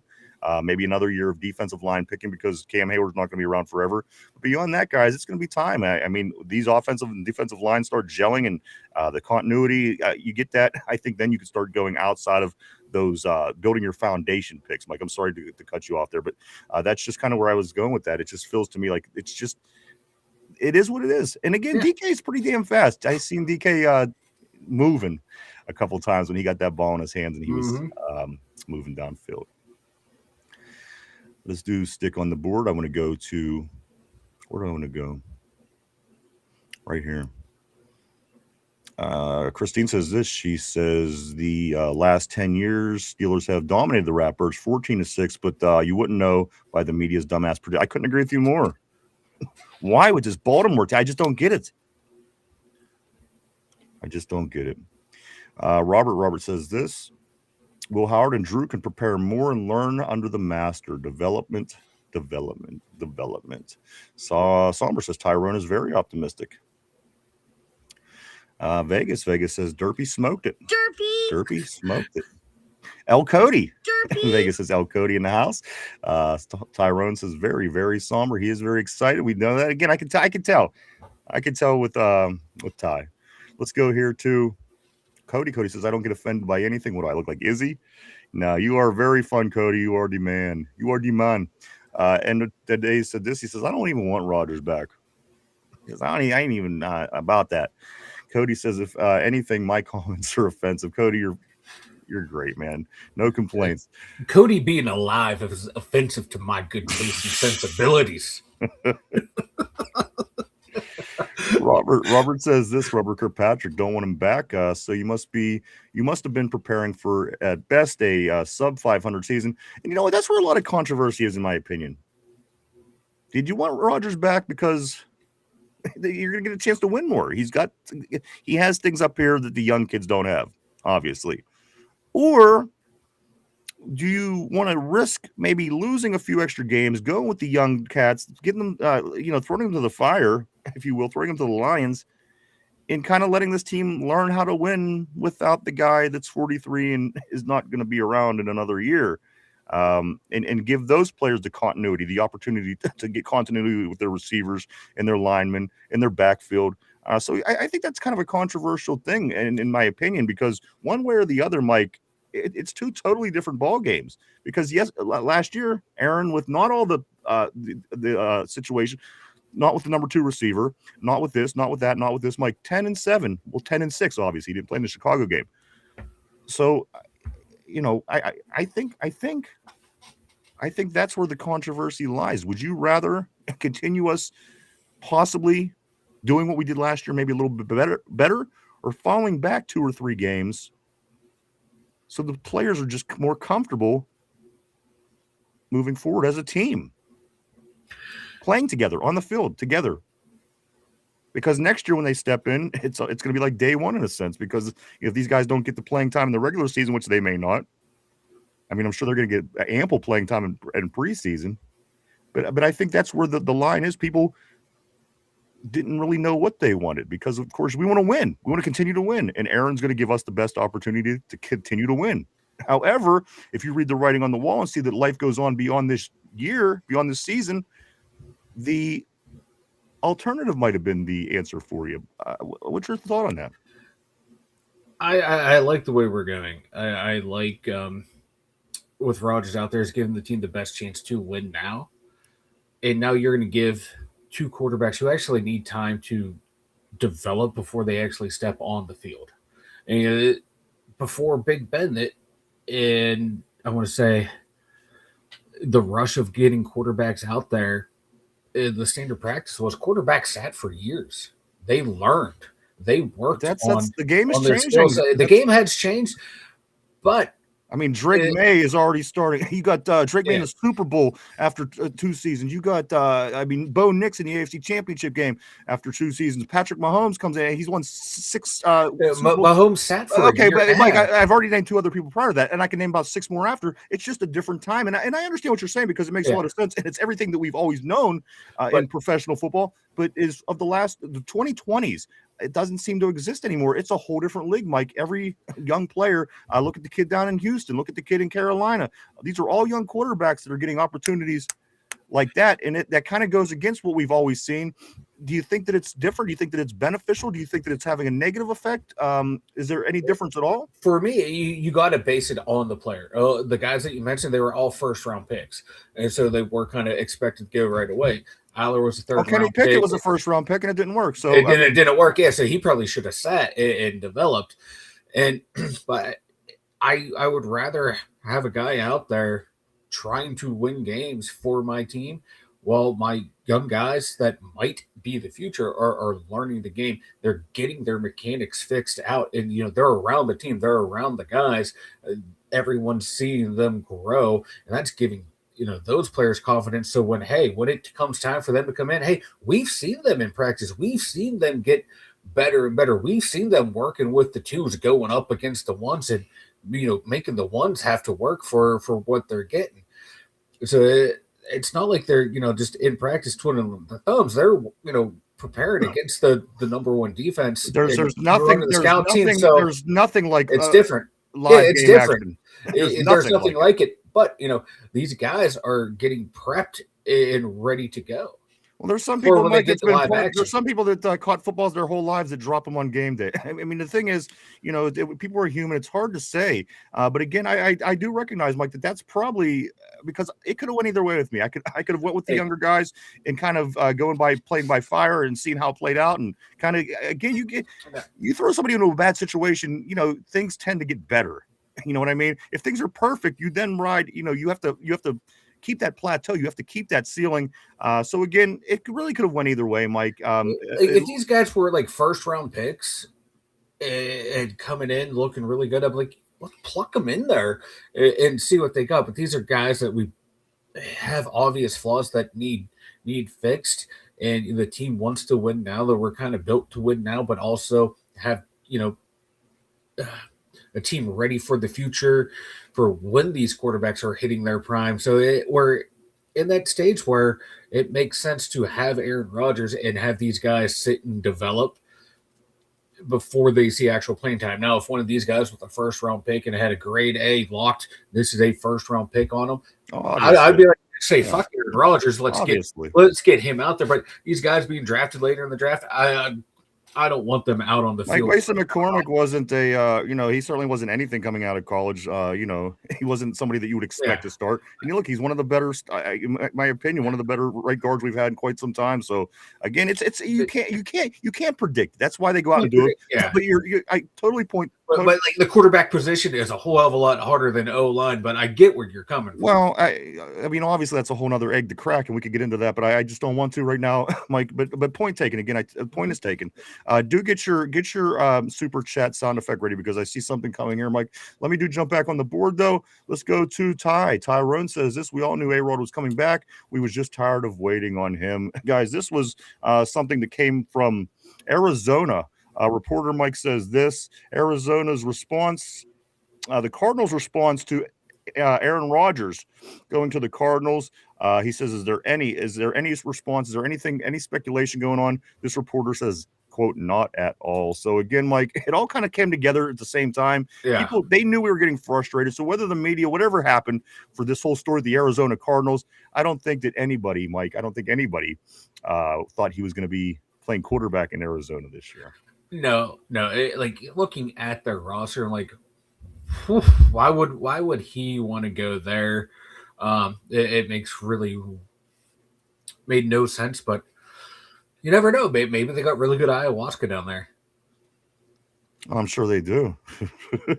I do want to jump forward a little bit to Tortilla. Tortilla says this on the super chat, Mike. He says, "Don't." I'm sorry. Go ahead and do your super chat notification. I hate everything.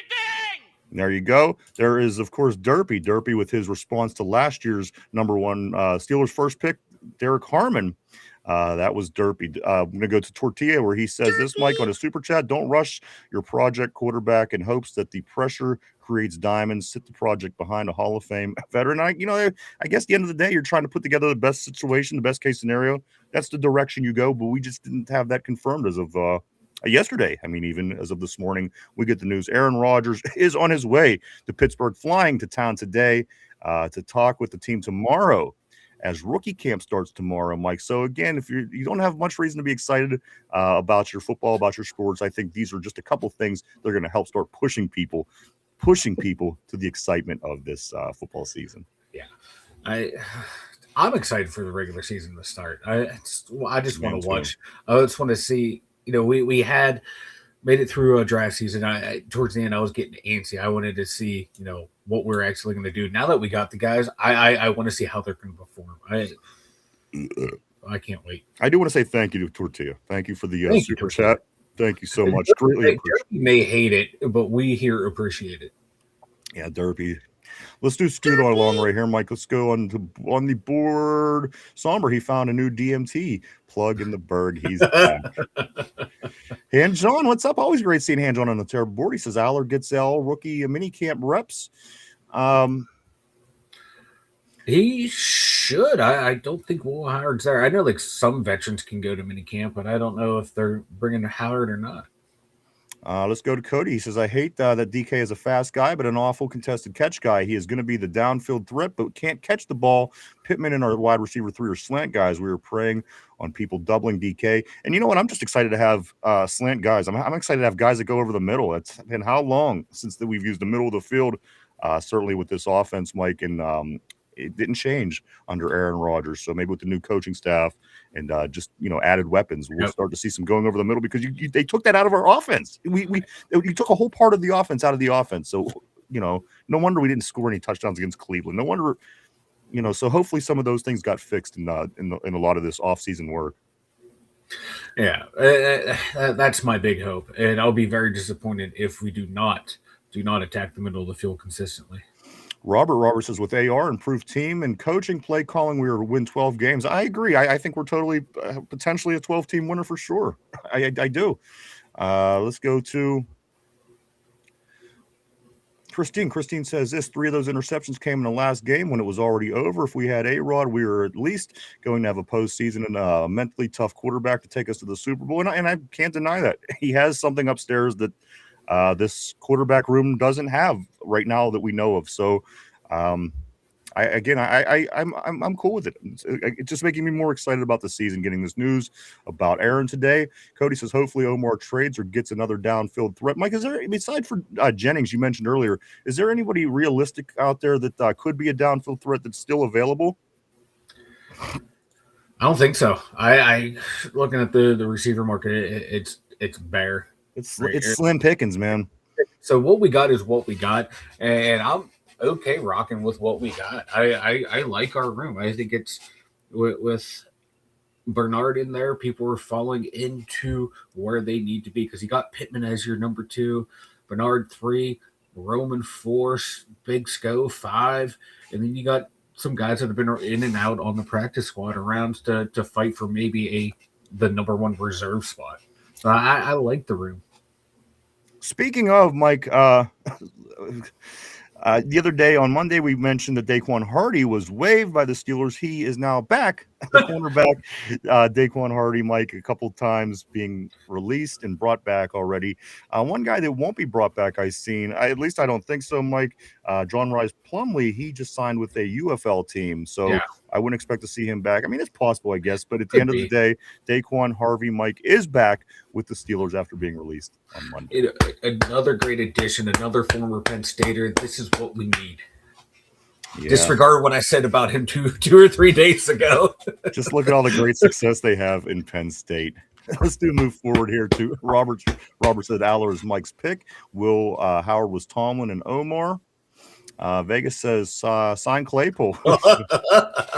Lindsay says Roman is wide receiver number 1. Oh. Dude says Rodgers last year 10-6, ranked 16. Nothing to sneeze at. You're right. It's for a 43-year-old man. I mean, that's it got us in the playoffs. A team that had an MVP that was picked in the division to win the division, go to the playoffs, didn't get it done.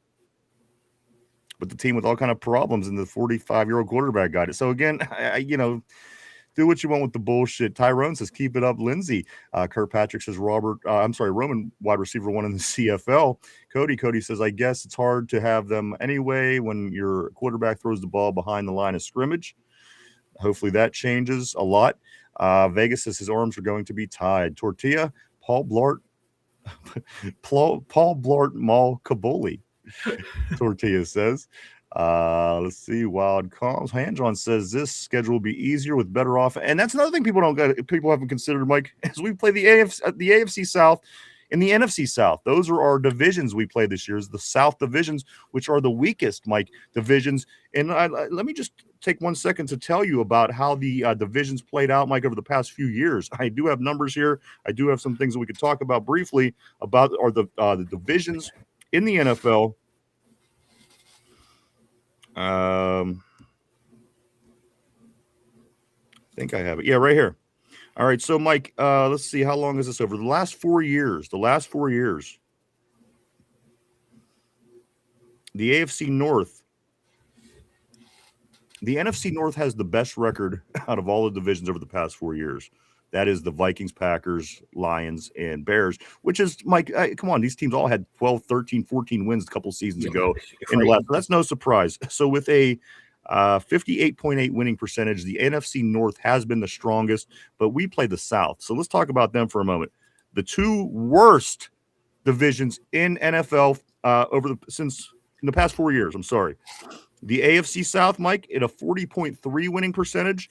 In the NFC South, coming in at a 37.5 winning percentage. Now let's talk about our Steelers. Over the past 4 years, the AFC North the second best record overall. They come in with a 54.9% winning percentage. That's the AFC North, even with the Browns, and even with the Bengals, and even with the Ravens for that matter. Still second strongest division, Mike, in the past 4 seasons. Again, 54.9 winning percentage. Number 3. The AFC West and the NFC West are tied, Mike, both with a 52.8 winning percentage.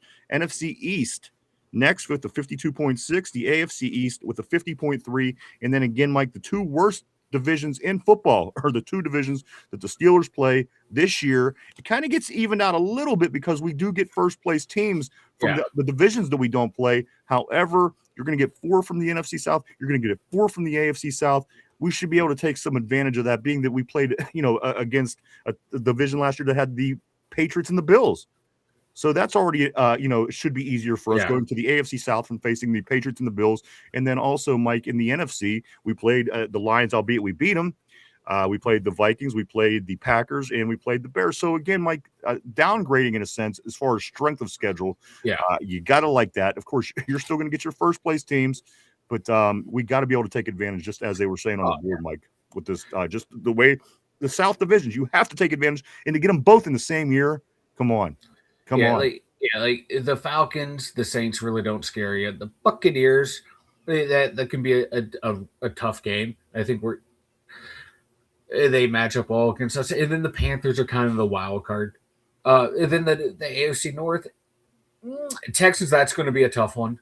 Jags, I think we match up well against them. Then the Colts and the Titans, I mean, come on now. There's at least 4 easy wins there.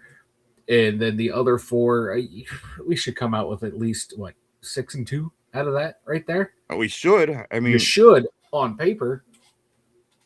So that's the way that looks, Mike. I'm encouraged by that. Again, just another thing to put in a column of things to be excited about for the Steelers on why things may be a little bit better this year. So there you go. With that, Mike, let me find out where we are on the board again. I'm gonna make a nice little run here on the board just to get caught up if we can.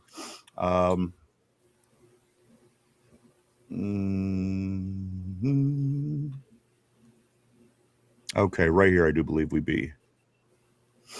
Vegas says his arms are going to be tired. We did get that. Okay, right here, schedules will be easier. That's where we are. Vegas says at the moment. Let's go here to Cody. Cody says defensive plans to stop Pittsburgh's offense cover midfield, double DK. No one has breakaway speed. Ty says we might need a veteran wide receiver.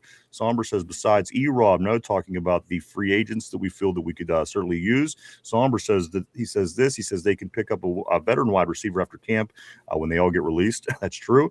Vegas says Adam coming back. I highly doubt that. I think Adam, if you're talking about Thielen, I'm pretty sure he is content with retirement at this point.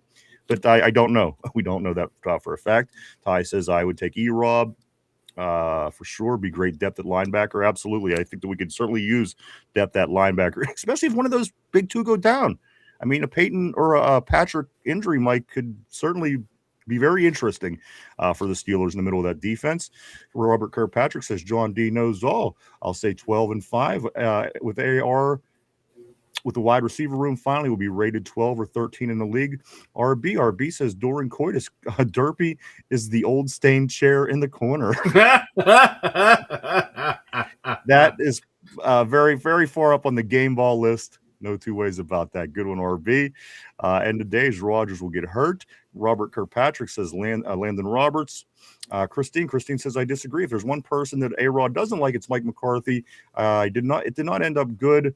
And the only thing that changed was time. The holdup was probably them deciding if they can do this together. Who knows? And you probably know better than I do because I paid zero attention to the Packers. I will take your word. Let's go here to Ty. Yeah, and there are some good veteran wide receivers still available. Somber says speculation. Vegas says, didn't Aaron call Mike McCarthy the stupidest person alive? Yeah, see, I must have missed all this stuff. This is all possible, Mike. Didn't you and I call each other those names before? Oh, that's right. We do an okay job. Yeah, things happen. Yeah, all right. Mike, always the voice of reason. Let's go here to Cody. He says we need a wide receiver 3 or a wide receiver 4. Tyrone. Cody needs a new cage. Which in itself is also game ball worthy. But I tell you what, that RB's got a nice lead today. Yeah, with Derpy being the stained chair in the corner. Classic. Lindsay says this. She says, yeah, I saw some wide receivers' names yesterday. I was shocked at who was available still. I have to look. I haven't looked. RB says Jennings hasn't budged from 18 per LOL. Somber says there's no way Jennings going to get 18 a year. That's insane that he still wants that. Sorry. I know. Who's going to give him that? Who's going to give him that? But who? No one. He got some bad advice from his agent. Let's go to Christine. She says, and I guarantee his opinion has not changed Vegas no matter what they say. Cody says this. Cody says, just get a speedy wide receiver 1. Just 1. Somber says, just spam that when he enters the chats. Let's go here. Vegas, Cody is really 88 using his grandson's YouTube account. RB says this. It makes me laugh. 12 million. Nah, give me 18 because that's 5 million. That 5 million is going to cause you to starve. LOL. That's what I'm saying. Like when Cam Hayward made the big deal about what was it, an extra $2,000 fucking dollars or some shit last year. Some shit, yeah. He stopped the whole production of. They were on their way to Jacksonville to play a preseason game, and Cam Hayward then decided he wanted to start talking about his contract. That's our princess. There he is, everybody. Mm-hmm. And I do want to say this, Mike. Jacksonville blocked. Speaking of the Jaguars, they blocked the NFL from moving the Steeler game to London. Mike, this was an option. They chose to continue to still want to play us in Jacksonville, so we will not be heading to London this year. That was a possibility had the Jacksonville Jaguars agreed to this. They blocked it, Mike, from the NFL. So that will not be going down. But how many freaking games can Jacksonville get in London for? Mike, it seems like they've been there every year. Yeah, two times a year. Like two. What was it? Last year, the year before, they were there 2 weeks in a row. I mean, why Jacksonville? What's the big deal? God, the Collins own a football club over in England, in the Premier League, and but that's fine. But why does it come down to one family? I mean, in this is their league. Jacksonville, it's over there, and I know for a long time there was like, are they going to move? Aren't they not going to move? Oh, can they be a team that relocates to London? There was that rumor years ago. I don't know what it is, man, but I feel bad. I feel bad for the fans in London that got to watch Jacksonville Jaguar football every year. Let's go. I mean, what a terrible. I mean, that's not a terrible franchise, but again, you'd think that they would like to get a more different product out there than just one of the worst teams in the league. I guess they're coming up, but whatever. Let's scoot along here. Let's go to Tyrone. Ty says, I take Deebo Samuel. Not going to lie. I think he could help Bernard be a great wide receiver 4. Mark Malone. Always great seeing Mark Malone in the house. Always great seeing Mark. He says, as soon as A-Rod found out they were letting JPJ walk, he said, I'm in.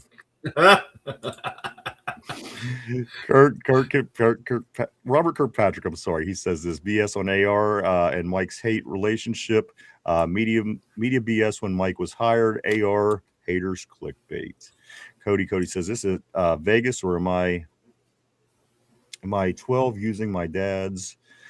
Vegas says you don't know your dad. I don't know that to be true or non-true, so I'm going to move along. Tortilla says Cody's dad is Omar Khan. Tyrone says Bernard getting an 84 watch. Let's go here to Lindsay. Lindsay says yes, they do. Cody says he drafted a guy with no breakaway speed. We have one downfield threat and a bunch of slant guys. Vegas says Bernard is 15 so far. Vegas says Drew is 10 and Yinzer is 66. Tyrone says, shut up, hamster. Back to Yinzer Joe. Yinzer Joe says Derpy is just being hypoallergenic by cleaning his picking finger. I don't even imagine that finger. I used to have a friend when I was a kid. When you pour a glass of pop or soda, if you're not from the area, when you pour a glass of pop and you get that foam at the top, like a beer, and if you just take your finger and do this, the foam just goes down. And to do that for yourself, it's one thing. I used to have this friend. He would do that. We'd go to his house, and who knows how long he was doing it. We caught him one day. He was getting us drinks. We went out in the kitchen. He had his fucking finger in there doing that with the foam to get it to go down. And like I said, prior to us catching him, who knows how long he was doing it, And, teenage boys. Who knows what the hell was on his fingers. It was foul. It was foul. But anyway, there you go. That's what Derpy's finger reminded me of. I want his fingers nowhere near my pop. Nowhere near my pop. Vegas says these are our shitty down years. They are. This is our shitty down years, guys. Again, the worst run in the Super Bowl era for the Steelers. Tortilla says at Cody Weegan. Cody says Weegan caught 20 passes in college. Lindsay says, yeah, but no losing seasons means we pick the same number every year and we remain in the middle of the pack. No growth. I agree. Tyrone says, agreed, Lindsay, but this is the best roster we've had in the last 8 years. Christine says, I like Ryan's beer. There you go, Mike. That's why it's not coming off. The women love it.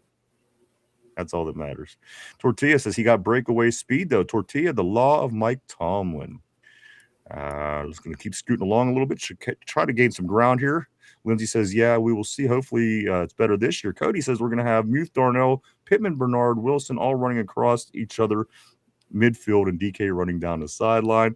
Ty says this, ignore him. Tortilla, when Bernard breaks an 80-yard catch to the crib and Weegan kicks return, he will be. Somber says, I'm just imagining Cody yelling at his phone while he's driving because he uses talk to text. We got no vertical threat. People just looking at him driving down the street. You're right. Like, what the hell is this guy's problem? Tortilla, he says that's actually a good play, Cody. Let's go here to Tortilla again. He says that's actually a good play, Cody. Says it again. Tortilla says my internet is shit. You know what? Yeah, Tortilla, that's fine. That's fine. You can have shit internet, but Cody got to get his fucking shit together. Just throwing it out there. Come on. Let's go here to Ty. Ty says A-Rod has weapons. The team want him, so that's all that matters to me. The offensive line is stacked.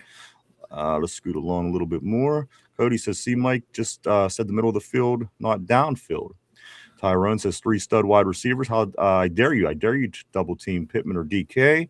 Tortilla says this. Yeah, now we could actually go to the middle of the field. Lindsay says 4. Tyrone. Tortilla says throwing down the field got us to 10-7 with Russell Wilson. Hey, Kenneth Jones. Always great seeing Kenneth on the board. Kenneth says, hi, guys. What's up, dude? Hope you had a great day. Hope you had a great Cinco de Mayo. Great seeing Kenneth back on the board as always. Vegas says, Calate Puto way is my new thing. I don't know what that means, but there you go. Vegas says that's what's the frequency? What's the frequency, Kenneth? Let's go along a little bit here. Cody said everyone's secondary can run down these wide receivers except DK. Tortilla, not if we push them. Followed out by saying also Tortilla, DK will be a lead blocker downfield while Bernard gets the yak. Somber says, same, Ryan. I never had a long beard until I joined the Navy. I got out and I just let it. That's, yeah. I never did through my 20s, my 30s. I never went with the beard look.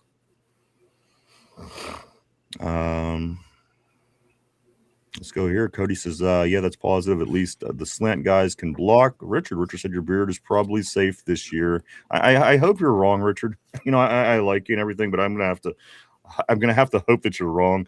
Not because I don't like having the beard, just because one of these teams got to win. They have to, Mike. Marc-Andre Fleury was in town playing for the Steelers the last time, or played for the Penguins the last time any Pittsburgh team advanced out of the playoffs, and that was, Mike, 2017 was the last year that we did win the Stanley Cup. So, guys, there's an outside shot, Ryan. You just pin your hopes on the Riverhounds.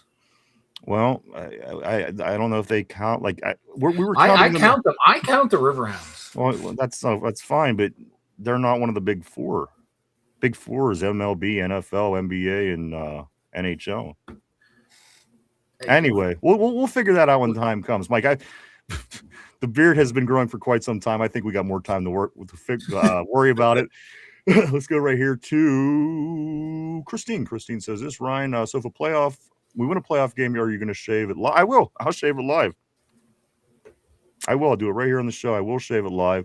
That'll be fun. You're probably going to look 26. Probably. It's been a while, so I don't know. I forgot what I looked like. Let's go to Cody. He says, didn't really think about that. I just hate when we were 31st next to Tennessee in an explosive play percentage. It leads to Calvin being too small and DK not being able to catch the contested balls. Vegas says this, little kids get scared when they see their dads without a beard. Hey, you're right. I remember getting scared. You're like, what the fuck? And it takes a while. It takes a while for the people around you to get used to it as well. First couple of days, like when you get that haircut and you go to school. Oh, Mike, you wouldn't know about the haircuts, but when you go to school and you get that haircut, and remember when you're a kid, the first thing that comes out of your mouth when you walk in, oh, the barber messed up my hair. You always had to throw that out there just in case everyone started making fun. Let's go right here. Yinzer Joe. Only thing I'm worried about this year, guys, is the Steelers have the 18th hardest schedule, while Cincinnati has the 3rd, Cleveland has the 4th easiest, Baltimore the 6th easiest. It won't be easy, and that's only because we have the first place schedule. We're going to get the first place teams from the divisions that we don't have in the entire. So, yeah, I agree with you. We're going to get – who won the New England's division? They won, right? Or did Buffalo win it? I think New England won it. So we're going to get New England. We're going to get who won the West? Denver. Yeah. So, I mean, these aren't really great teams. The fact that, that they're higher up the list, but at the end of the day, it's still a really young New England team that we beat last year. I still think Denver with a good defense, absolutely a good team, but I still think that they're beatable. And then then we get two. We get the Eagles from that oddball division game, the oddball conference game. So that's why it's just those couple games. I don't mind it. I don't fear New England, Denver. I mean, Philly's probably going to beat us, but they've had our number forever. It's like the 50s or some shit. Yeah, you know. Let's go here. Tortilla says, yeah, we relied too hard on Gainwell last year. Hopefully, with the new weapons, it opens the offense up and the O-line gets better. Cody says, we were higher on explosive plays without DK. Raul, nice seeing Raul back in the house. Raul says, I hope you had a great couple days, my friend. Glad to see you back. He says, I take it Neil O'Donnell wasn't available. Tortilla says this, and the defense has to stop the run consistently. Yeah, that has to improve this year. Yeah. Listen, there was times whenever the defense was stout against the run, but it was hit or miss week by week. You could shut down Miami, who's having a good run game, or Buffalo comes in, was struggling a little bit, and ran for over 200 yards. So, again, consistency certainly has to be key. It has to be an area of focus for the Steelers defense, stopping the damn run game. You got to. That's day one stuff, stopping the run. And no quarterback, Cody says also Tortilla because DK bends over for vertical balls. That was kind of what Chase Claypool did, wasn't it, Mike? Yeah. Yeah, like big guys that would just, when they jump, they wouldn't extend their arms and they would like just lean down. It's the weirdest thing I've ever seen. You're fucking like DK Metcalf. You're stronger than like most linebackers in the league. So obviously you're stronger than every fucking defensive back in the league. You got a big, tall, long body. Your arms are fucking. You're like Zangief from Street Fighter. Extend and make a catch while you're being covered. It's the weirdest thing in the world. Cody says Russell Wilson and George Pickens had more explosive plays than Rodgers and anyone on this team. Tortilla, because that was the offense. Throw it deep to GP. That was it. We didn't really have too much else going on. A lot of people hated Najee, so they didn't like that part of the offense. So we'll see. Tyrone says A-Rod coming back helps the team and develop young quarterbacks.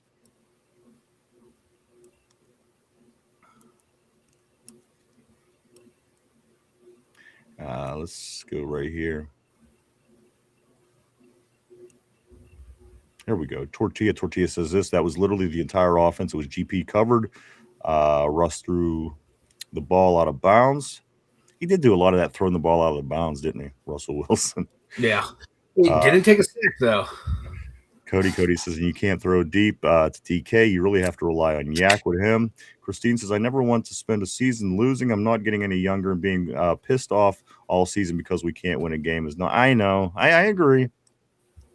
I mean, there's no guarantee tomorrow's even going to happen. So why not to always go in now? But when tomorrow finally does happen and we're not in that position to continue to be successful. So it's tough. It's tough. Everybody wants to win now. And again, this is the longest drought the Steelers ever had in the Super Bowl era without making it to the playoff, without winning a playoff game. The longest drought, the last 10 years. They've been doing this for 60. We just used the last 10 of them by not winning any postseason games. So hopefully this changes. Let's go right here, Tyrone. We had explosive plays last year, you hamster. Tyrone and Cody. Tortilla says you can if they have to cover 3 or 4 other targets. Tortilla, they doubled DK. Cody, Tyrone, we were the 31st in explosive play percentage. That means how many were caught? The only team that had less was Tennessee. Tyrone, 100%. Tortilla, we can have an actual wide receiver core now. Tortilla says this, and Wilson can break away too. Tyrone, okay, what wide receivers we had last year, I'll wait. Cody says we caught 15% of explosive plays, and I'm pretty sure that was Gainwell, who is now gone. Tortilla, nah, man, don't rush the project quarterbacks you named, all first-round QBs. Tyrone says stop comparing Calvin Austin III, Adams to MBS, Pittman, and Bernard. Somber says this, Cody Arthur Smith, 1 wide receiver and a 42-year-old quarterback. Wouldn't usually lead to a whole lot of success, you know. Somber says shut it. Cody says it was a good day where Somber. It's a good day where Somber falling for it. Cody says. I'm sure that was his talk to text while driving. Probably. I'd hope so. I hope so, please. Also, again, Tortilla, thank you so much for the super chat. Vegas says that face has to be AI. That face has to be AI. Got to be Tortilla's fucking avatar. I don't know. Maybe. I can't zoom in on it, so I don't know. I just see it small. Let's go here to your original Yinzer Joe. Yinzer Joe says this Ryan got a baby face without the beard. I think that, yeah, I mean, it's certainly a difference for sure. Mark Malone, to be fair, they've dumbed down the game quite a bit. Dude says put up a pic of clean shaven Ryan. I could do that. Give me just a moment. Let me get through some things. I can send something over here in just a moment. Cody says, I don't know, man. This offense has no speed. Cody's caught up on the speed of this offense, I've noticed, Mike. Let's go here to Ty says Harmon is a beast. I couldn't agree more. Tortilla says Arizona is strict on drugs. Maybe that's ultimately why, Could Mike. be. Because back in the day, in the 60s, all those hippies, they used to go out in the deserts and trip for days and never come back. Well, they physically come back, but they never come back. Let's go to Lindsay. She says she loves Harmon. And Tortilla says, does the Rams have speed, Cody? Let's go here to Ty. Ty says, shut up, Cody. Tortilla. Calvin Austin III was fast as fuck, and most the time he got jammed. At least now the team that's we're going to be the team that pushes you around is what he's saying. Let's go right here. Cody says this kind of Devontae Adams and Puka can catch the ball downfield. Their quarterback can actually throw the ball downfield, and their running backs are fast. Cody says, shit. Cody says hamster, or Summer says hamster. Cody, right here, Tortilla with Rodgers. We don't need to be the fastest. We need to be on time. And when you're bigger than the other team, it's a lot easier to be on time. Tortilla says Adams and Puka are about as fast as Pittman and DK. DK 4.3 is what Ty is saying. Scooting along a little bit more. I am going to pull away from the board just a moment, Mike. But as I said, I'm trying to get caught up. I don't want to leave anybody today, especially heading into this weekend, Mike. Again, with rookie camp starting tomorrow. Aaron Rodgers flying into town today. So much going on. Let's go to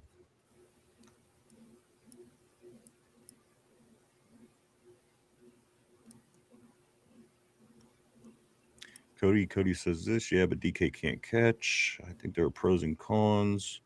I think there are pros and cons to having Aaron. There are things often on the field Rodgers gives to the offense and the backup quarterbacks the coaches can't give. Tortilla says he needs to take that visor off, and I bet he'd catch better. Cody, DK got JPJ hands. Cody is on fire today. And Cody says, or should I say JPJ bricks? Oh, damn. Yinzer Joe says, but the JPJ is the GOAT. Cody says maybe DK should change to cornerback. Tortilla says he'd punch someone if he played defense. Mark Malone, JPJ heading to Arizona 2027. Poor Tyrone. I know. I was just he's having a good day, and no one can let him have a good day. And he responds to Mark Malone. He says, Yinzer Joe, don't start with me today, brother. Just don't do it.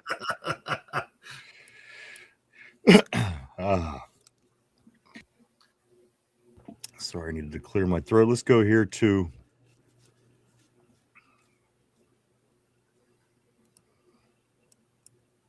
Tyrone. Okay, I see what it is. Bet 100.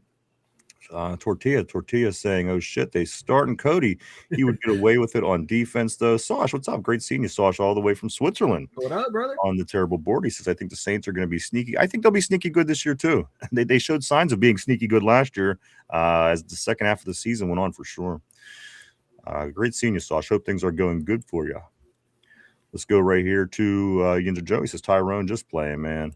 Dude says the same people who bitch about Rodgers are the same people who be butchering if we don't make the playoffs without him.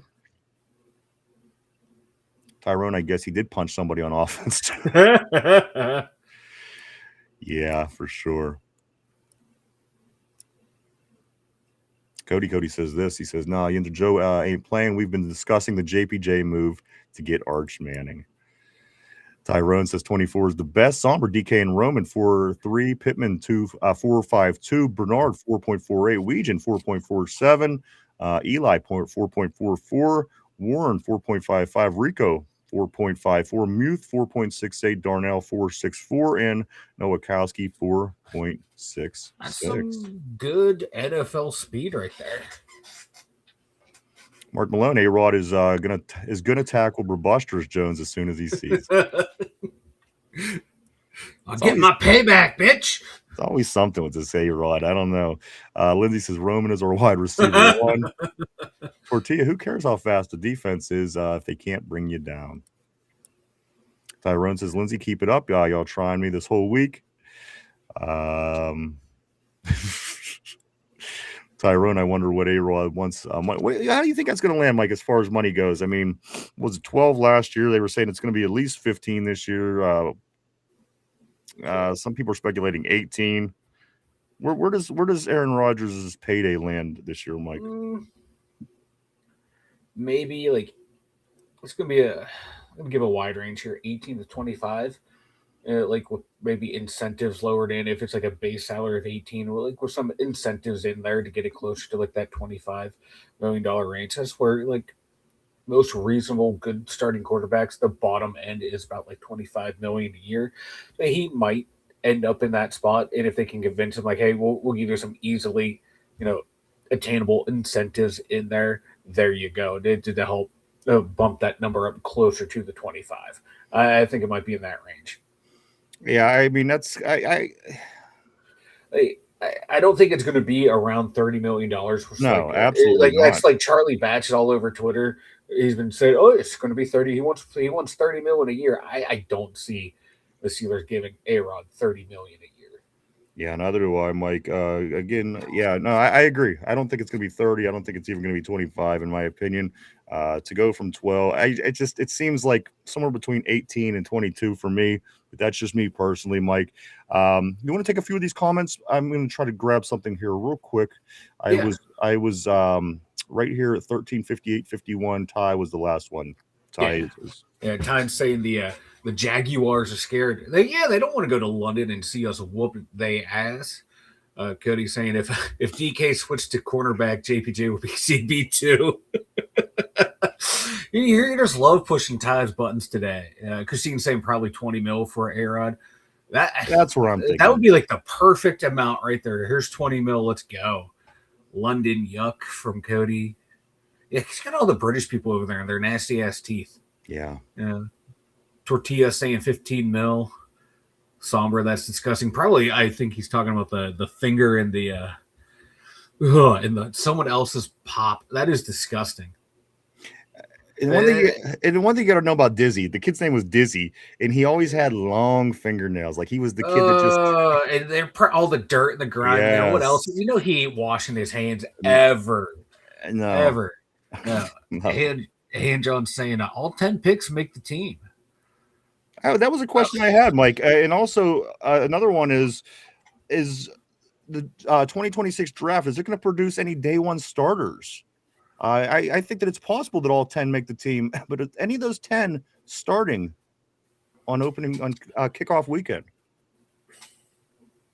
If I can see Mad Max starter, if not him, Bernard, but it all depends on how you count, or like when they announce the starters and we come out in a 2 tight end set and Jeremy's not out there. You count that not as a starter, or we go 3 wide. He's a 3 general guy. Starter, just your general starter. I mean, they McCarthy likes to want a wide receiver, 1 tight end set, so 3 receivers. I'm gonna say at least 2. I'm gonna say Mad Max and Jeremy will be day 1 starters. Outside shot with my hero, my fellow genetic freak when it comes to hair, Jennings Dunker has an outside shot to be the 3rd starter on opening day. So I think you get potential with 3 opening day starters. Right there. Let's see. Somber saying he was definitely digging it in that butt. Who, Dizzy? Probably think so. Yeah, Somber saying he was definitely digging in that I don't want to make this show all about me, but you know what? I'm not. I shit on his porch one time. The same dude was sticking his fingers in my pop. Listen to this. I was out with a friend. It was a paper boy, and I was all the way across my town, and it was a hot summer day. And you know how when you have to shit, Yeah, you got So I ran across town like my butt cheeks, clenched the whole way across town. I did, and I got to where he was, and I realized I couldn't make it any further. Yeah, I mean, you get the bubble guts. It was the bubble gut, And I stopped, and I'm like, Dizzy, you got to let me in your house. Kind of like Friday, kind of how that played out on Friday. I'm like, Dizzy, you got to let me in, please. I have to use your bathroom. And he's like, dude, I can't. My pap won't let. He said, don't let anybody in. And I'm like, Dizzy, please, please, please let me use your bathroom. And he said no. So I went around back and I shit on his deck. That is the appropriate response. Come on, man. I like help a brother out, I was 16 years old. Right? Yeah. It's almost as Ann like that. And then I took, but you know what I did? I said, Dizzy, just give me some toilet paper. I'll go back in the woods, Yeah. And then I went around back and shat on his deck, and I put the pile of toilet paper right on top. Again, Steelers, go. I'm sorry. Well, great segue to the next comment. Ryan, Lindsay loves that you say pop. You know what? I've never said soda in my life, as a matter of fact. I've only referred to soda as to like an actual soda, like the unmixed fucking carbonated water. Tortilla. One time a DoorDasher told me they accidentally fingered my milkshake. I asked how far he got. If it was just the cream, I'll scoop it out. Did he make it? Yeah. Yeah. Yeah. He fingered Tortilla's milkshake. I'm just going to leave it at that. Somber, those darn milkshake fingers. Let's see. Sevenberg, what up, bro? Welcome to the stream. Welcome to the terrible board. It says Rodgers always coming back. That's what we assumed here for the entire offseason. We were saying like 99.9% sure Rodgers is coming back, and if not, it was going to be Will Howard, Mason Rudolph, and an unnamed rookie at the time, which we now know is Drew Aller, would be fighting out for the starting spot. So A-Rod coming back, he's the starter. Now it's like, who's going to be number 2? And do we keep 4 quarterbacks? Well, Rod, you're safe. Lindsay is saying the Riverhounds do not count. Yeah, they don't count. That's what I said. I think they do, but that's just me. I like the Hounds. But that doesn't make them a Big 4 team. That's true, but they're still number 1 in my heart. Somber's saying from Shefty Sheft, Kenny Moore from the Colts asked for and granted his release. He's saying another safety on the board. I don't know. We might go looking for safety if we're not liking what we have. But I kind of like what we have, but it all depends on Deshaun Elliott's health. If he's going to be healthy, ready to go. Kenny Moore might be a name to keep an eye on. Somber's also saying Darius Slay talking about Pittsburgh's backwards red zone defense. They were outside leverage every fucking call. Slay said coaches trusted the front to bat down passes on throws over the middle.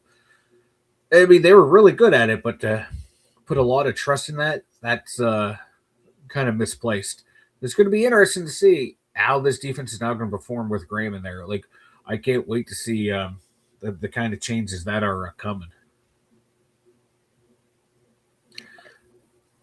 Yeah, go ahead. No, I thought you were going to say something. I'm trying to get these pictures sent over for whatever reason. Your account is the only one that's not letting me send to. So listen, I'm going to have these pictures tomorrow. I promise.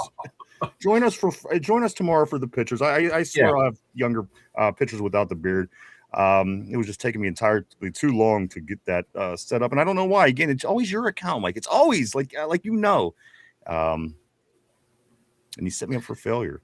I do. I personally like. How can I fuck you over for the show? And it makes me feel good. Makes me feel big and important. Let me grab a couple things here, Mike. I think we're pretty close, or pretty far up the board on being caught up. A few things I do want to also talk about, Mike, is this.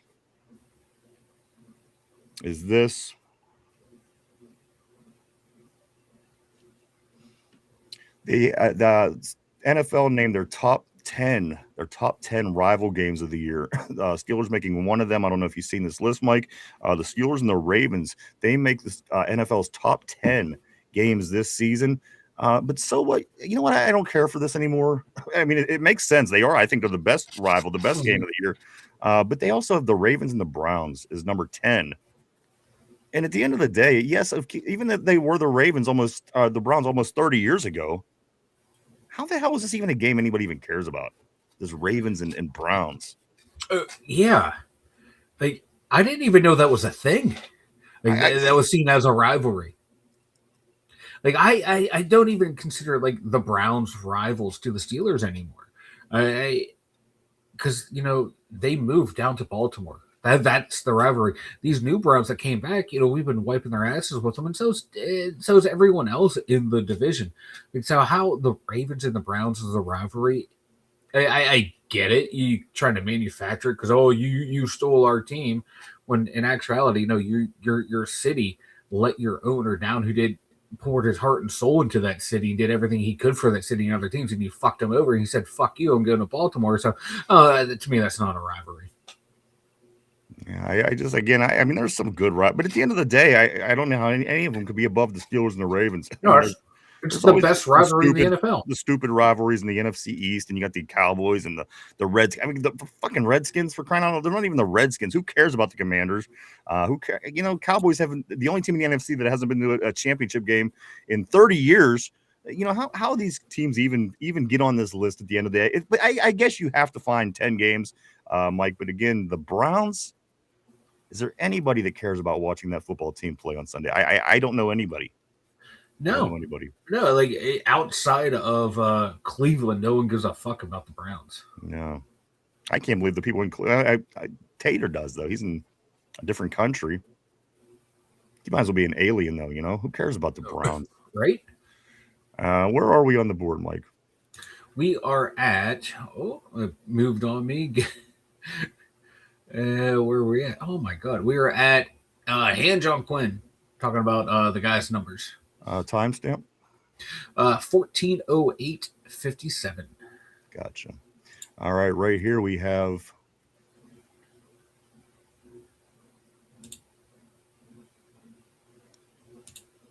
for some reason I don't have 14:08:57. I have 14:08:58. Is that Hand-John? Yeah, it should be Hand-John. Okay, Hand-John says this. Bernard will be 10. 5 is not available. Bernard has 2 favorite players. Puma 12 ain't happening, and I'm not even sure what's going on in this message. I apologize. Cooper Kupp 10. Do you think? There we go. Might cost me all my messages again. What is? Why is everything go? Listen, with you, everything goes haywire at once. That's the thing about you. You don't stretch it out over a period of time. My hands were up. I didn't touch them. I didn't touch the board. But why does that happen every day? I don't know. Only to you. No. Don't even try that. I just can't. I just don't understand how it happens every day. I'm going to scoot up a little bit. I do apologize, guys, just because we are rounding third on the show. Tortilla says I can't shave because people would see how far apart my eyes are. That's really not the guy, Mike. What's his name? Carson Beck. That's really a picture of Tortilla that you see. Maybe Tortilla is actually Carson Beck. It may be. Have you ever seen them together? I have not. I've never seen Tortilla Jackson and Carson Beck in the same place at the same time. That is 100% true, Mike. I'm sorry, Cody. Cody says this somber as far as those 40 speeds. Darnell is almost the same as Dowdle and Warner. He's faster than Muth and Nowakowski. Somber says 3 starters for sure. 2 possible starters: Jeremy, Caden, Riley, Max, and Dunker. Possible starters. Now, of course, going back to any of these rookies, any of these 10 rookies, are they going to be starting on opening day? Cody, Darnell is 6'10", 320 pounds. Tortilla, Cody, the fastest offenses in the NFL were the Saints, the Cowboys, and the Cardinals. Just stop. Tortilla, speed isn't the end-all, be-all. Cody says this. Somber says Cody does meth. Confirmed. I do want to say what's up to Mark Collins. Welcome to Mark Collins on a terrible board. Glad to see you. Welcome to the show. He says, all I can say is screw Rodgers. We don't need him. Now go with Mason Rudolph and Will Howard. Facts. Rodgers is a Neanderthal head case. Cody says this. It's a good day, if I do say so myself. Mark Collins says, go get more today. Somber says, I'll send 2 pics of Discord as well. Shaven and without the. Yeah, let's do that tomorrow. Somber. Again, it gives me a chance to kind of get it and set up something and get it to Mike, and we'll do it tomorrow. Yeah. We will put a picture. We'll put pictures of us up without our beards. That could be fun. Let's go to Tortilla. He says, "Why does every mark love Rudolph?" Cody says, "This team has no speed at all. Darnell Washington, same speed as everyone." Let's go here. Georgian, always great seeing Georgian. Nice seeing you back on the terrible board. Georgian says, "Ryan Vanilla, what's up? Great seeing you, Georgian. Hope things are going good for you."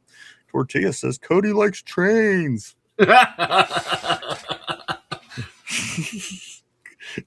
Somber says, "If everyone pitches in $1, we can buy Cody some speed. I might know a guy." Cody says, "I wonder if Spencer Anderson can catch contested passes." Didn't he catch a pass last year, or was it the other Anderson? I think it was the other Anderson. I thought so. Yeah, I get the two Andersons confused. I do too. But there was a ball caught by one of our Andersons. I do know that. Let's go here to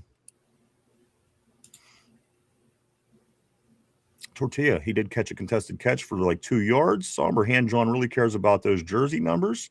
Let's go here to Cody. Spencer Anderson, 5.140. Time not far off. Let's scoot up here to Tortilla for a lineman. It was contested. True. Mark Collins says, "I don't love Rudolph. He is the only vet I'm saying the Steelers will give first shot. As far as I care, Will Howard is this team's starting quarterback. He should be Drew Aller. He should be. Drew Aller is a freaking piece of shit," he says. Let's scoot along. Let's go right here to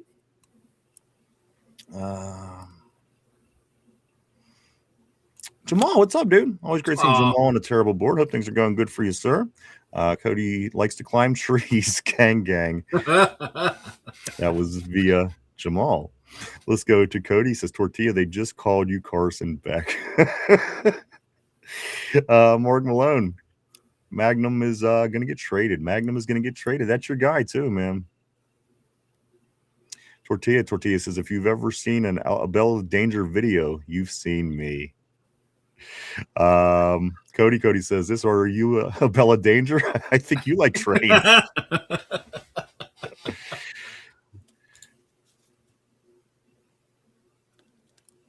Let's go here. No, it wasn't Spencer. Mark Malone is saying it was the other one. Who was the Calvin? Yeah, Calvin. Yeah.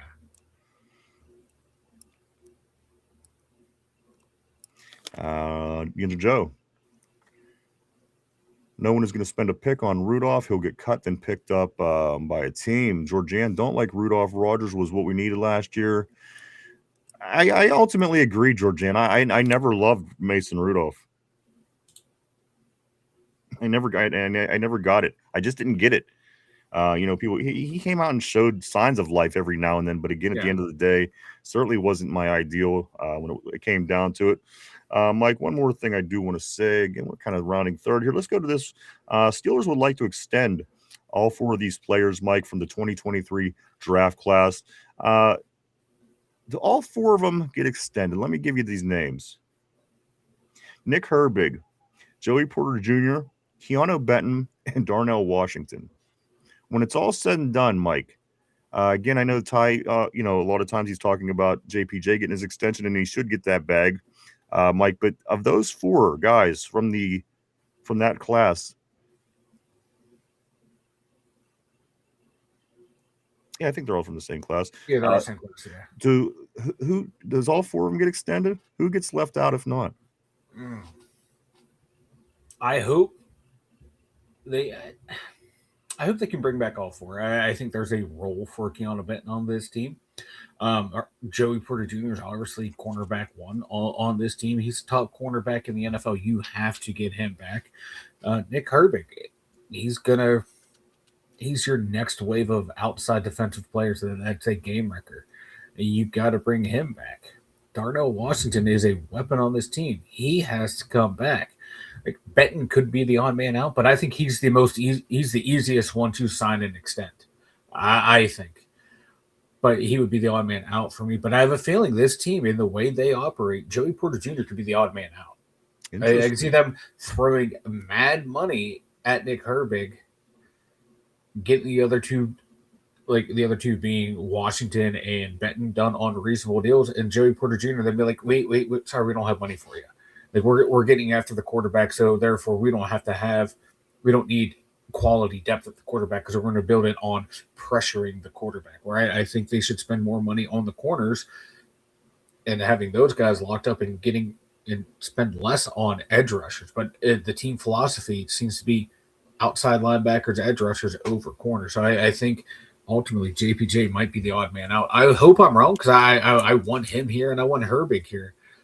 But looking at the salary cap, JPJ might be the outside man out. And I'm not saying that just to fuck with Tyrone. I want JPJ back. That's my guy. I think he could be the odd man out. Let's go right here and see what they're saying on the board. Mark Malone says they get everyone done but JPJ. So Mark's agreeing with you. Let's go to Ty. Ty says Benton will be the odd man out. Somber says Benton was probably the odd man out if they only pay 3. Then you made the point about him being the easiest extension. I think Somber then said true to that. Mark Collins says the thing is the Steelers team is only going to go as far as the offensive line goes. It can't put out a decent offensive line where we could Joe Burrow, Josh Allen, if they can't protect whomever. But that's Mark. I mean, this is the route they've been taking, though. If you think about it, the past 5 years, they've made a point to go with offensive line or defensive line, more offensive line to get that solid foundation, and so you can start building your team. So I mean, you're right. You're not wrong. You're only going to go as far as your offensive line can take you. But that was kind of the approach coming in. I know when Omar Khan and Andy Weidl started working together, that was the goal. Let's attack the interior line. Let's get our offensive line. That way you can start building around it. So they did. They went in. The project started with going after Roger Jones. That was year number 1. And then, of course, you bring in Fatanu, and then Frazier, and then McCormick kind of came in as a side package on that because nobody expected him to be starting on the offensive line as a rookie.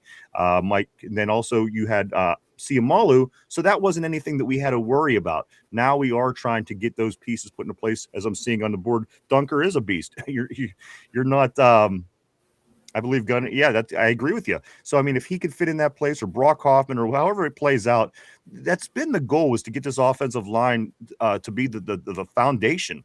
And then you can start building it. And then also, with that being said, now you can get your quarterback, if he is a younger quarterback, and put him in the place behind an offensive line that's established, opposed to getting a young quarterback and putting him in danger, having the guy being on his ass like Charlie Batch was in Detroit for, the first 4 years of his season. You'd like that guy to be able to have his protection back there. So I think ultimately to that comment, I think that it's a work in progress, and I don't disagree with you. I think the offensive line is huge. It's a huge part of a football team, and I just hope that again it continues to grow together and become a stronger unit. Because again, I thought Fatanu looked great on the right tackle. I thought Frazier looked fantastic at center. Even McCormick, somebody that wasn't expected to be a starter, especially so fast. That whole right side of the line, it's kind of another year together could be a good thing. And then also fixing the left side, whatever that plays, whatever it comes down to, whether it's Broderick, whether it's IMAX, whether it's Cook. Who knows what's going to go on at tackle, but we also try to address the guard position as well, drafting Dunker, bringing in Brock Hoffman. We got Anderson. So I agree with you 100%. The offensive line is vital. The right side looking good. Just what are we going to get from that left side this year, Mike? Still not quite sure who's going to be slotted in spots. That's why they go to camp. Yeah, and don't be surprised if the O-line looks a little jumbled this year as they try and figure out like the best formation of it. And you have guys that have positional flexibility and that have the flexibility to play left and right side. So it's going to be probably some changes going forward week to week or even practice to practice. I'm going to start right here. I apologize. I catch every message. I truly, honestly do. I'm going to just jump ahead a little bit right here due to time. Christine says that would be retarded. Herbig is only worth 15 to 18 max. Herbig will go. Tortilla says this. We're trading JPJ to the Lakers. The Lakers. There you go. Jamal says laugh my fucking ass off. Tyrone will be pissed and finally realize this franchise is terrible right now. Let's go to Mark Collins. He says this. I believe Dunker is a freaking beast. I can't wait. I can't wait to watch him play football along with all the other Iowa Hawkeyes. Mike, again, building a team, a roster full of Iowa Hawkeyes. At the end of the day, let's go to Frank Campbell. I want to say welcome to Frank. Welcome to the Terrible Board. Welcome to the show. He says we have improved at the spots that struggled last year. I predict 13-4. And you know what? I want you to be right, and I don't disagree. I'm saying 12, but 13, as you said, you fixed those spots. You didn't have receivers, you got receivers. The offensive line, you built that. I don't disagree with you. Also, Frank, with that being said, we do play the South divisions again in the AFC, in the NFC South. That certainly helps out as well. Certainly going from the AFC East with the Bills and the Patriots who we played last year, and then the NFC North. They didn't give us the trouble that we thought they were going to, but we still did lose to the Bears and the Packers at the end of the day. So getting the easier division certainly I think is going to play a role this year, Mike, and possibly getting that 13 wins that Frank's talking about on the board. I put 13-4 as the ceiling. I think it's attainable, but I think it's going to be a struggle to get to 13-4. I think we'll see. We'll see. Let's go to Somber. They're not going to bring JPJ out on the stage to announce. Hold on, where did it go? They're not going to bring JPJ out on the stage to announce a pick with his dad, only to let him walk. Not happening. And that's kind of where I'm at. I think JPJ ain't going anywhere. I just think that this is the way Pittsburgh is. I think they're going to pay him money. I think that his dad was a superstar. I think they're going to let him be a superstar. And again, Pittsburgh is huge on bloodlines, names, connections, all that kind of stuff. So I think JPJ will be fine. That's my opinion. Let's go here.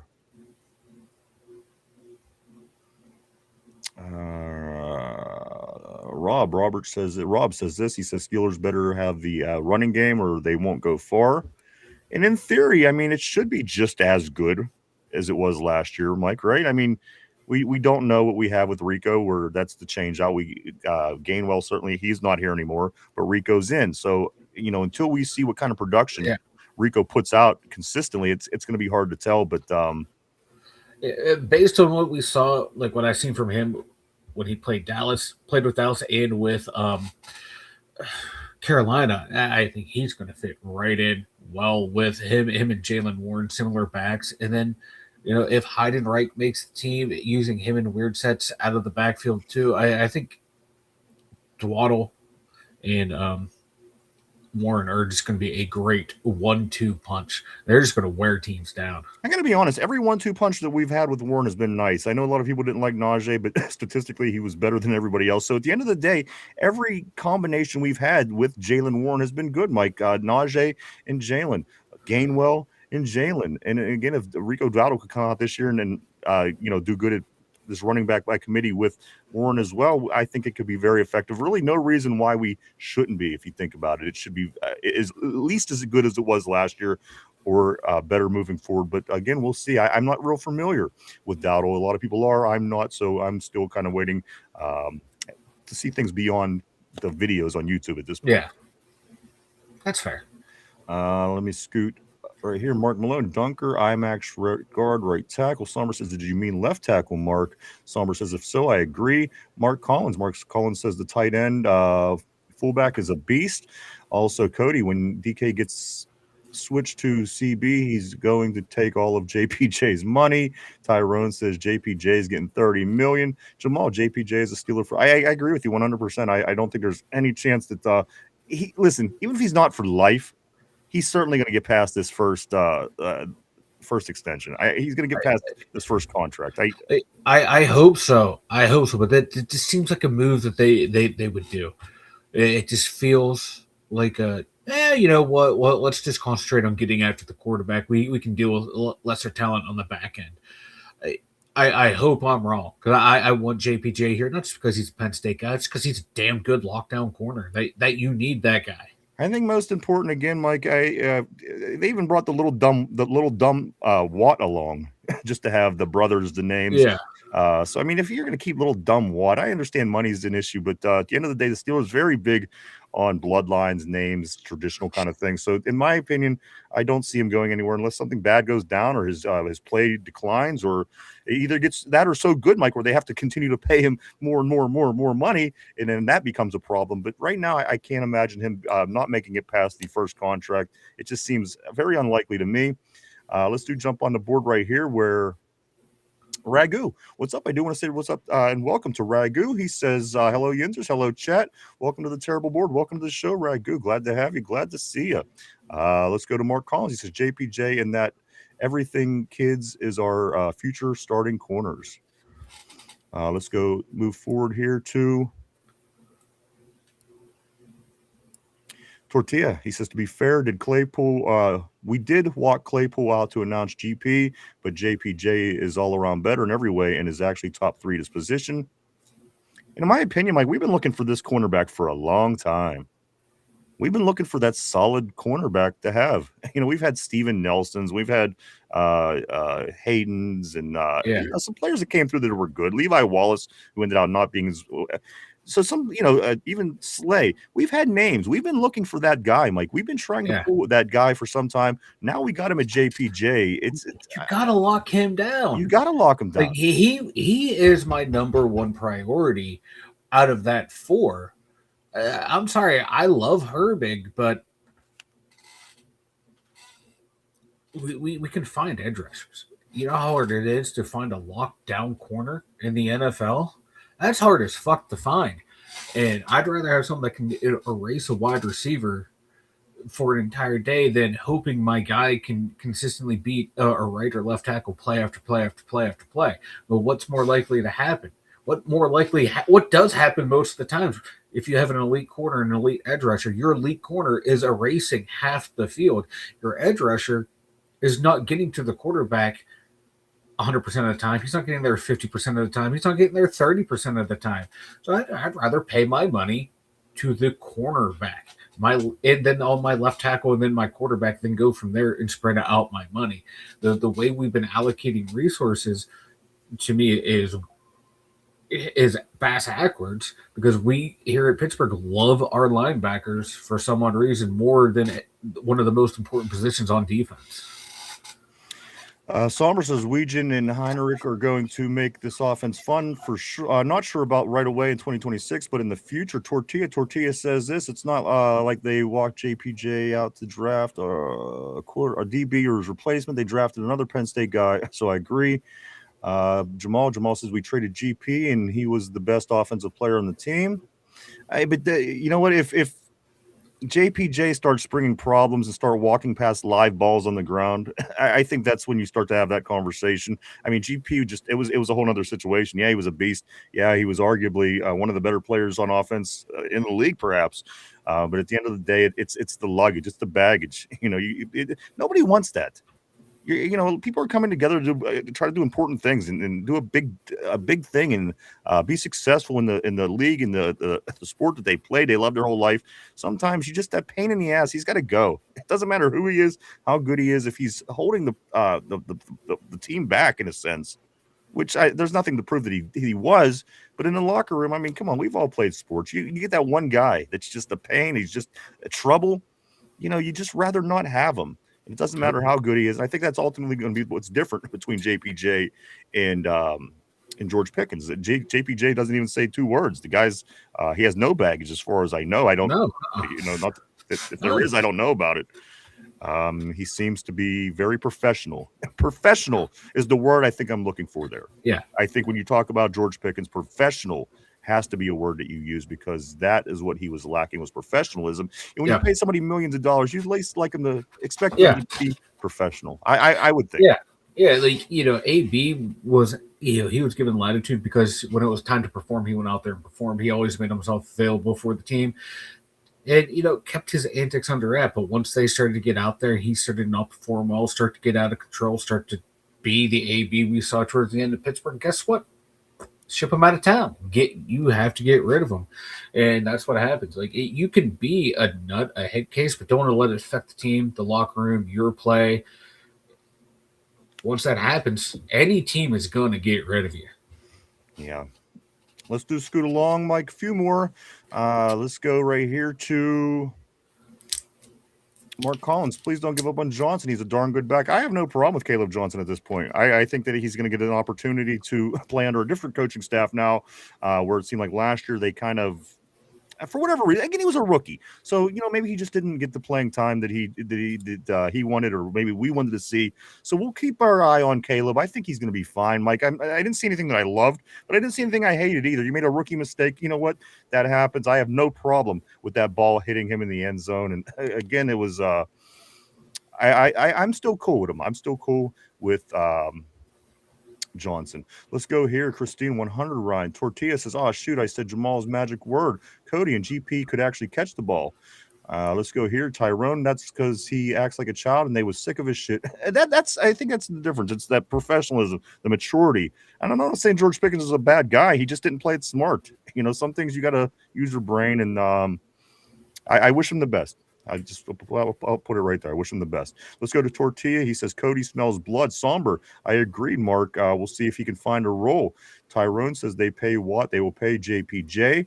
Let's go right here to, and you know, JPJ is still a young guy. You got to pay him, you know, for what to even be getting this money, I think is crazy, but that's a whole nother story for a whole nother day. Mark Malone says this. He says, make no mistake, they will let JPJ walk or trade him if Dean and Everett work out. Mark Collins says this, my only issue with the defense is the inside linebackers are not that good. Wilson is young, but other than thrifty. And you know what? You're right. That's certainly an Achilles heel of this defense. And, you know, we've seen it last year. The middle five guys, say what you want about Cam.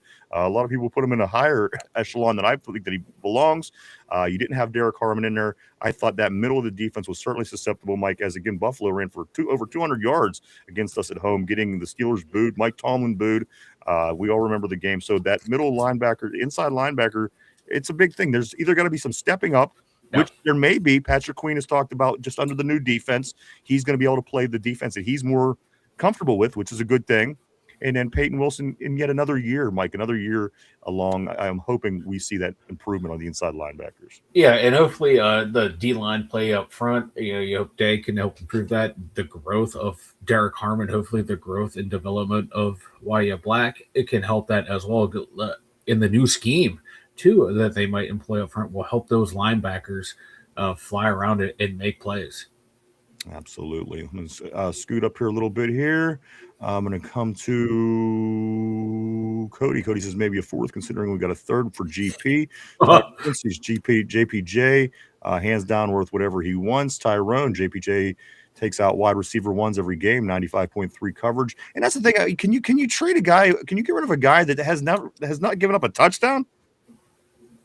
I just don't think that you can. You can't. Like, and then you're going to turn around and look for a guy that's worth it's a good cornerback in the draft. You have him. As a matter of fact, you have one that's never given up a touchdown. What's the problem? Yeah, like pay the guy. The most logical move here is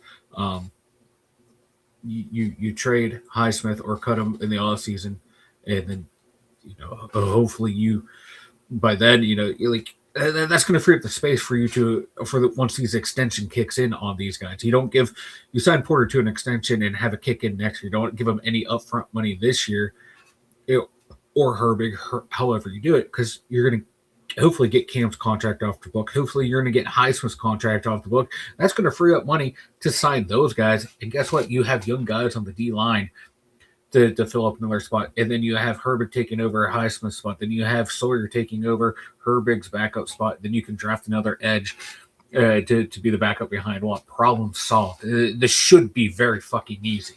But will the front office see it that way? Will the coaching staff see it that way? Will the owner see it that way?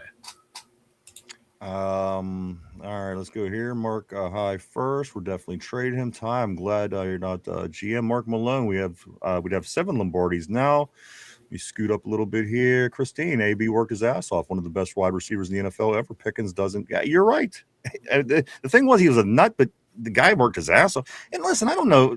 I mean, I'm sure George Pickens works his ass off too, but I don't know. What's the difference, Mike? What's the difference between those two guys? AB did it consistently game in, game out at a high level and did not start publicly acting and on the sidelines acting like this the way GP was till later in his career. And GP was fined what we found out like $100,000 for missing practices, late to meetings, antics behind the scenes in his rookie year alone. Like, say what you will about AB, but for the longest time of his tenure here, he was always like the guy that was showing up early, staying late, working harder than everyone else, not doing anything to disrupt the team. His big thing was, doing the excessive celebrations. That was the big knock on AB, was he did these excessive celebrations and wanted to be called Mr. Big Chest. Okay, cool. He wasn't getting fined behind closed doors and stuff the way George Pickens was. And he didn't get real bad until he was gone either. Remember? I mean, he was walking off of teams, off on teams, taking his shirt off, walking off the field. That wasn't in Pittsburgh, Mike. It was his biggest thing was like once he started filming after like the playoffs, and we beat someone, and Tom was giving that speech to the team saying, hey, let's bring the Patriots down here and we're going to beat their asses, which is what you say behind closed doors. But AB filmed it and then posted it and it gone out there. That was the beginning of the downfall. It was like, you broke that the trust of the locker room by doing that. Then more of his antics came out. He got jealous of the success of Juju. And those couple things led him out the door. Then, like you said, man, after that, it just completely went off the rails for him. All right. So what I'm going to do, Mike, I'm going to grab a couple more here, and then I'm going to start to send it over to you. Let's go to right here. Ty says, "Great show, you bastards. We appreciate you as always, my friend. Great show to you as well." Mark Collins says, "I believe the Steelers should go sign Christian Wilkins if his foot is healthy. He's a beast in the run game." Cody says, "I'm having too much fun today." Tortilla says, "No wet willies in the locker room."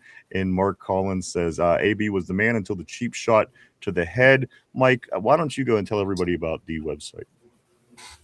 Head on over to the 2dumbyinzers.com. Check it out, everyone over there. Get the links to all of Ryan and I's social medias. We got the links to the merch stores. We got updated daily, the top news stories of the day, of what's going on with your Pittsburgh Steelers and that. Just check it out at the2dumbyinzers.com. All right, time to get into trivia question for the day, Mike. It's just so weird. We were doing the trivia for the draft for so long. It's weird now because my mind automatically assumes, all right, start looking for draft questions, Mike, but that's not the case. It's time. We're going to talk about our visitor who's coming to town. Mike, flying in today, of course, Aaron Rodgers. We're assuming that he's going to be our quarterback for the 2026 season. So this question, Mike, is going to be about him in first seasons. Put your thinking cap on. Everybody on the board, everybody at home, put your thinking caps on as well. Here we go. We all know that Aaron Rodgers accumulated 10 wins in his first season with the Pittsburgh Steelers. In his first season with the Green Bay Packers, did Aaron Rodgers accumulate 10 points? More or less is basically what I'm saying. Was it higher or lower than the 10 points or the 10 wins he got here in Pittsburgh with his first season with the Steelers? Mike, in his first season with the Packers back in 2008, was he able to accumulate more or less wins in his first season with Green Bay? Damn. It's either more or less, Mike. It was not the same amount. I'm going to give you that hint. Yeah. Take a minute to think it over, guys. We're live 5 days a week right here, Monday through Friday, 11:30 a.m. to 2:30, even 3 o'clock p.m., as you see today, right here on the tube. On the tube. Mike, a lot of people were saying lower on the board. Again, we all know that Aaron had 10 wins last year in his first year as a quarterback for the Steelers. But I'm going to go all the way back to 2008. As a rookie, did he manage to get more or less than 10 wins in his first season with the Packers? Less, as Christina's saying on the board. Ty is saying less on the board. I do want to say what's up to Steel Loyal. Nice seeing you. Hope you're doing well. He's saying less. Mike Tortilla is saying less as well. Everybody unanimously across the board is saying that he did less. He had managed less wins than 10 in his first season as a Packer quarterback. His first season as a Steeler, he got 10. His first season as a Packer, was it more or was it less? It's not even. That's my hint for you.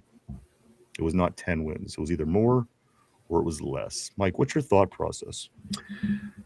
2008. That was his rookie year? Yes. Less. And you're going to go less as well. Yep. So it's safe to say everybody agrees. Nobody thinks that he's going to go more, that he got more than 10 wins. All right. Yep. Fair enough, Mike. Is that your final answer? Final answer. All right. Let me lock you in. You are locked into place. Steel Loyal says they went 6-10. I know because of the documentary. LOL. Christine says I think he had maybe 6 or 7 wins his rookie season. Guys, question of the day. We all know that Aaron Rodgers accumulated 10 wins in his first season with the Pittsburgh Steelers. My question of the day is this. How many wins did he accumulate in his first season with the Packers? Of course, as a rookie back in 08. Everybody's saying it's less than 10. More or less than 10 is the question. Not one person said above, and not one person is incorrect, guys. That is the correct answer. It was a 6-10 season as a rookie, Mike. And this year, last year was 10-6. Of course, he didn't lose that game to the Bears. So 10-6 in his first year with the Steelers. 6-10 is his first year with the Packers. It's a great job. Look at 4,000 yards that year. He did. He had a nice season. Yeah. 4,000 yards as a rookie. So, I mean, you could say this team could have possibly did it. But, Mike, everybody got it correct. Everybody said lower. So, great job on that, everybody. A few things before we do start getting ready to wrap it up for the day. I do want to say this. Aaron Rodgers is coming to town. It's time to celebrate, everybody. Stop by and get some Duquesne Pilsner, Mike. And now available at Giant Eagle in 6 and 12 packs and wherever cases are sold.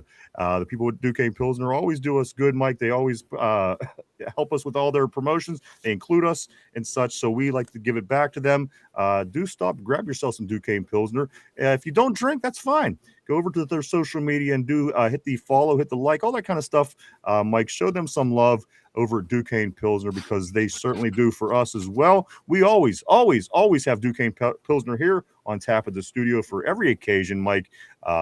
Made right here in Pittsburgh. Duquesne Pilsner says on the can, grab a Duke. Grab a Duke, and that is Vanilla Thunder's favorite beer. Drink of choice on game day, brother. Always with the Scarlet in the house today. I see, Mike, you're rocking the Scarlet, looking good. Also, while you are on the internet checking out Duquesne Pilsner, swing by and check out the Two Dumb Yinzers as well. We're all over the internet, guys. Swing by and check us out at Facebook, X formerly known as Twitter, Instagram, Threads, even TikTok. Swing by and keep up with what the Two Dumb Yinzers are up to on a day-to-day basis. And finally, if you haven't had a chance yet, do hit the like button down below. Hit the like, hit the sub, share, even leave a comment. It all helps in the algorithm, guys. We appreciate it all. Thank you so much. I'm just going to grab Tyrone here. Tyrone says, here we go, Steelers with the Rockets. I haven't seen Aaron Jade in a while, but I do know that Tyrone, he's picking up the flag, Mike, and he's continuing on as they used to do like in the war. Remember, like a guy that carried the flag, he'd get shot. The next guy would pick it up. Tyrone has certainly picked up the flag, and he's carrying it. I hope everything is okay with Aaron. Aaron Jade, of course, longtime regular on the show. Mike, your thoughts on today's show? Aaron Rodgers swooping back into town on the Ayahuasca Express got me so excited, brother. I'm glad that the drama is nearing an end. I will be so pissed if he leaves without signing a contract, but that would be the most Aaron Rodgers-esque move ever. And, if he doesn't sign that contract, all right, rock with one of the young guys and let's go with it. But it's nice to see that we are almost done with the Rodgers saga. I think the writing's on the wall. I mean, come on. As you said, Aaron Rodgers, he's coming to town. He's on his way. He's here to talk. It's rookie weekend. Rookie camp starting tomorrow. Mike, the OTA is starting not Monday, but the following Monday. It just seems like it's happening. Again, the writing is on the wall. I'll be very surprised if Aaron Rodgers gets back on the plane and leaves without nothing getting done. So I couldn't agree with you more with that, Mike. Also, I do want to say we'll be back tomorrow at our regular time to talk about Aaron, how everything went. Of course, we don't know what time he's going to be meeting, but we'll certainly be a topic of interest tomorrow as rookie camp is starting. And Mike, again, just a little over a week from the OTA. So a lot going on with the Steelers in this offseason. We're moving our way into mid-May, which again is not a bad thing, Mike. We have the Steelers in about 2 months in camp. After that, August, that's full of preseason. We're going to get a good look at a lot of the younger players, which I'm certainly interested in seeing what a lot of the youngsters can do in preseason. So we got all that coming up, Mike. Also tomorrow we get all of our sports here in Pittsburgh. We'll touch on all that, getting ready to head into a busy weekend here in the Burgh. Let me grab. I think like I said, I am going to read every message. If I didn't get yours live on the show today, I do want to apologize. I want to say thank you and welcome to everybody. I see new faces, new names today, and everybody, of course, the regulars. I do want to say thank you as well. You guys are awesome. I want to say thank you so much for coming and hanging out and checking us out. We appreciate each and every one of you. We truly, honestly do. We couldn't, we wouldn't do it without you guys. Thank you so much. want to say thank you to everybody on the board. You guys always keep things interesting, and you guys are the lifeblood of this show. Don't you forget it. We always say it, but we always mean it, guys. Thank you so much. And everybody as well at home, maybe you're in the car, in the gym, at work, wherever the case may be, watching, listening, we thank you too. Guys, we'll be back tomorrow at our regular time to do it all over again. Get ready to head into the weekend. And also, Somber, don't forget tomorrow. Tomorrow will be our Throwback Thursday. We'll come in with some clean-shaven faces, faced pictures tomorrow. Somber and I will take a look at that and see all the beauty right here on the show. I do want to say thank you to Christine. She says, great show. Have a wonderful day. You too, man. We appreciate you, and everybody else. Thank you so much. Mike, anything before we roll? Great show, everyone. I can't wait to do this again tomorrow. All right, we'll be back. We hope to see everybody then. Guys, thank you so much again. Really, thank you. Everybody have a safe Thursday. Check out the Buccos, Mike. They are wrapping up their series today with the Diamondbacks. It's a 3:45 starting here within the hour. The Pirates, Diamondbacks, Pirates trying to get that series win. We'll be back tomorrow with that. So much more. We hope to see everybody then. Mike, coming around to you. Speak now, forever hold your peace. All right, my friend. Thank you so much, everybody. For RB, for Chop, for Derpy, for Finch, Mike, myself, the Two Dumb Yinzers. Have a great Thursday, everybody. We'll see you tomorrow. Bye-bye.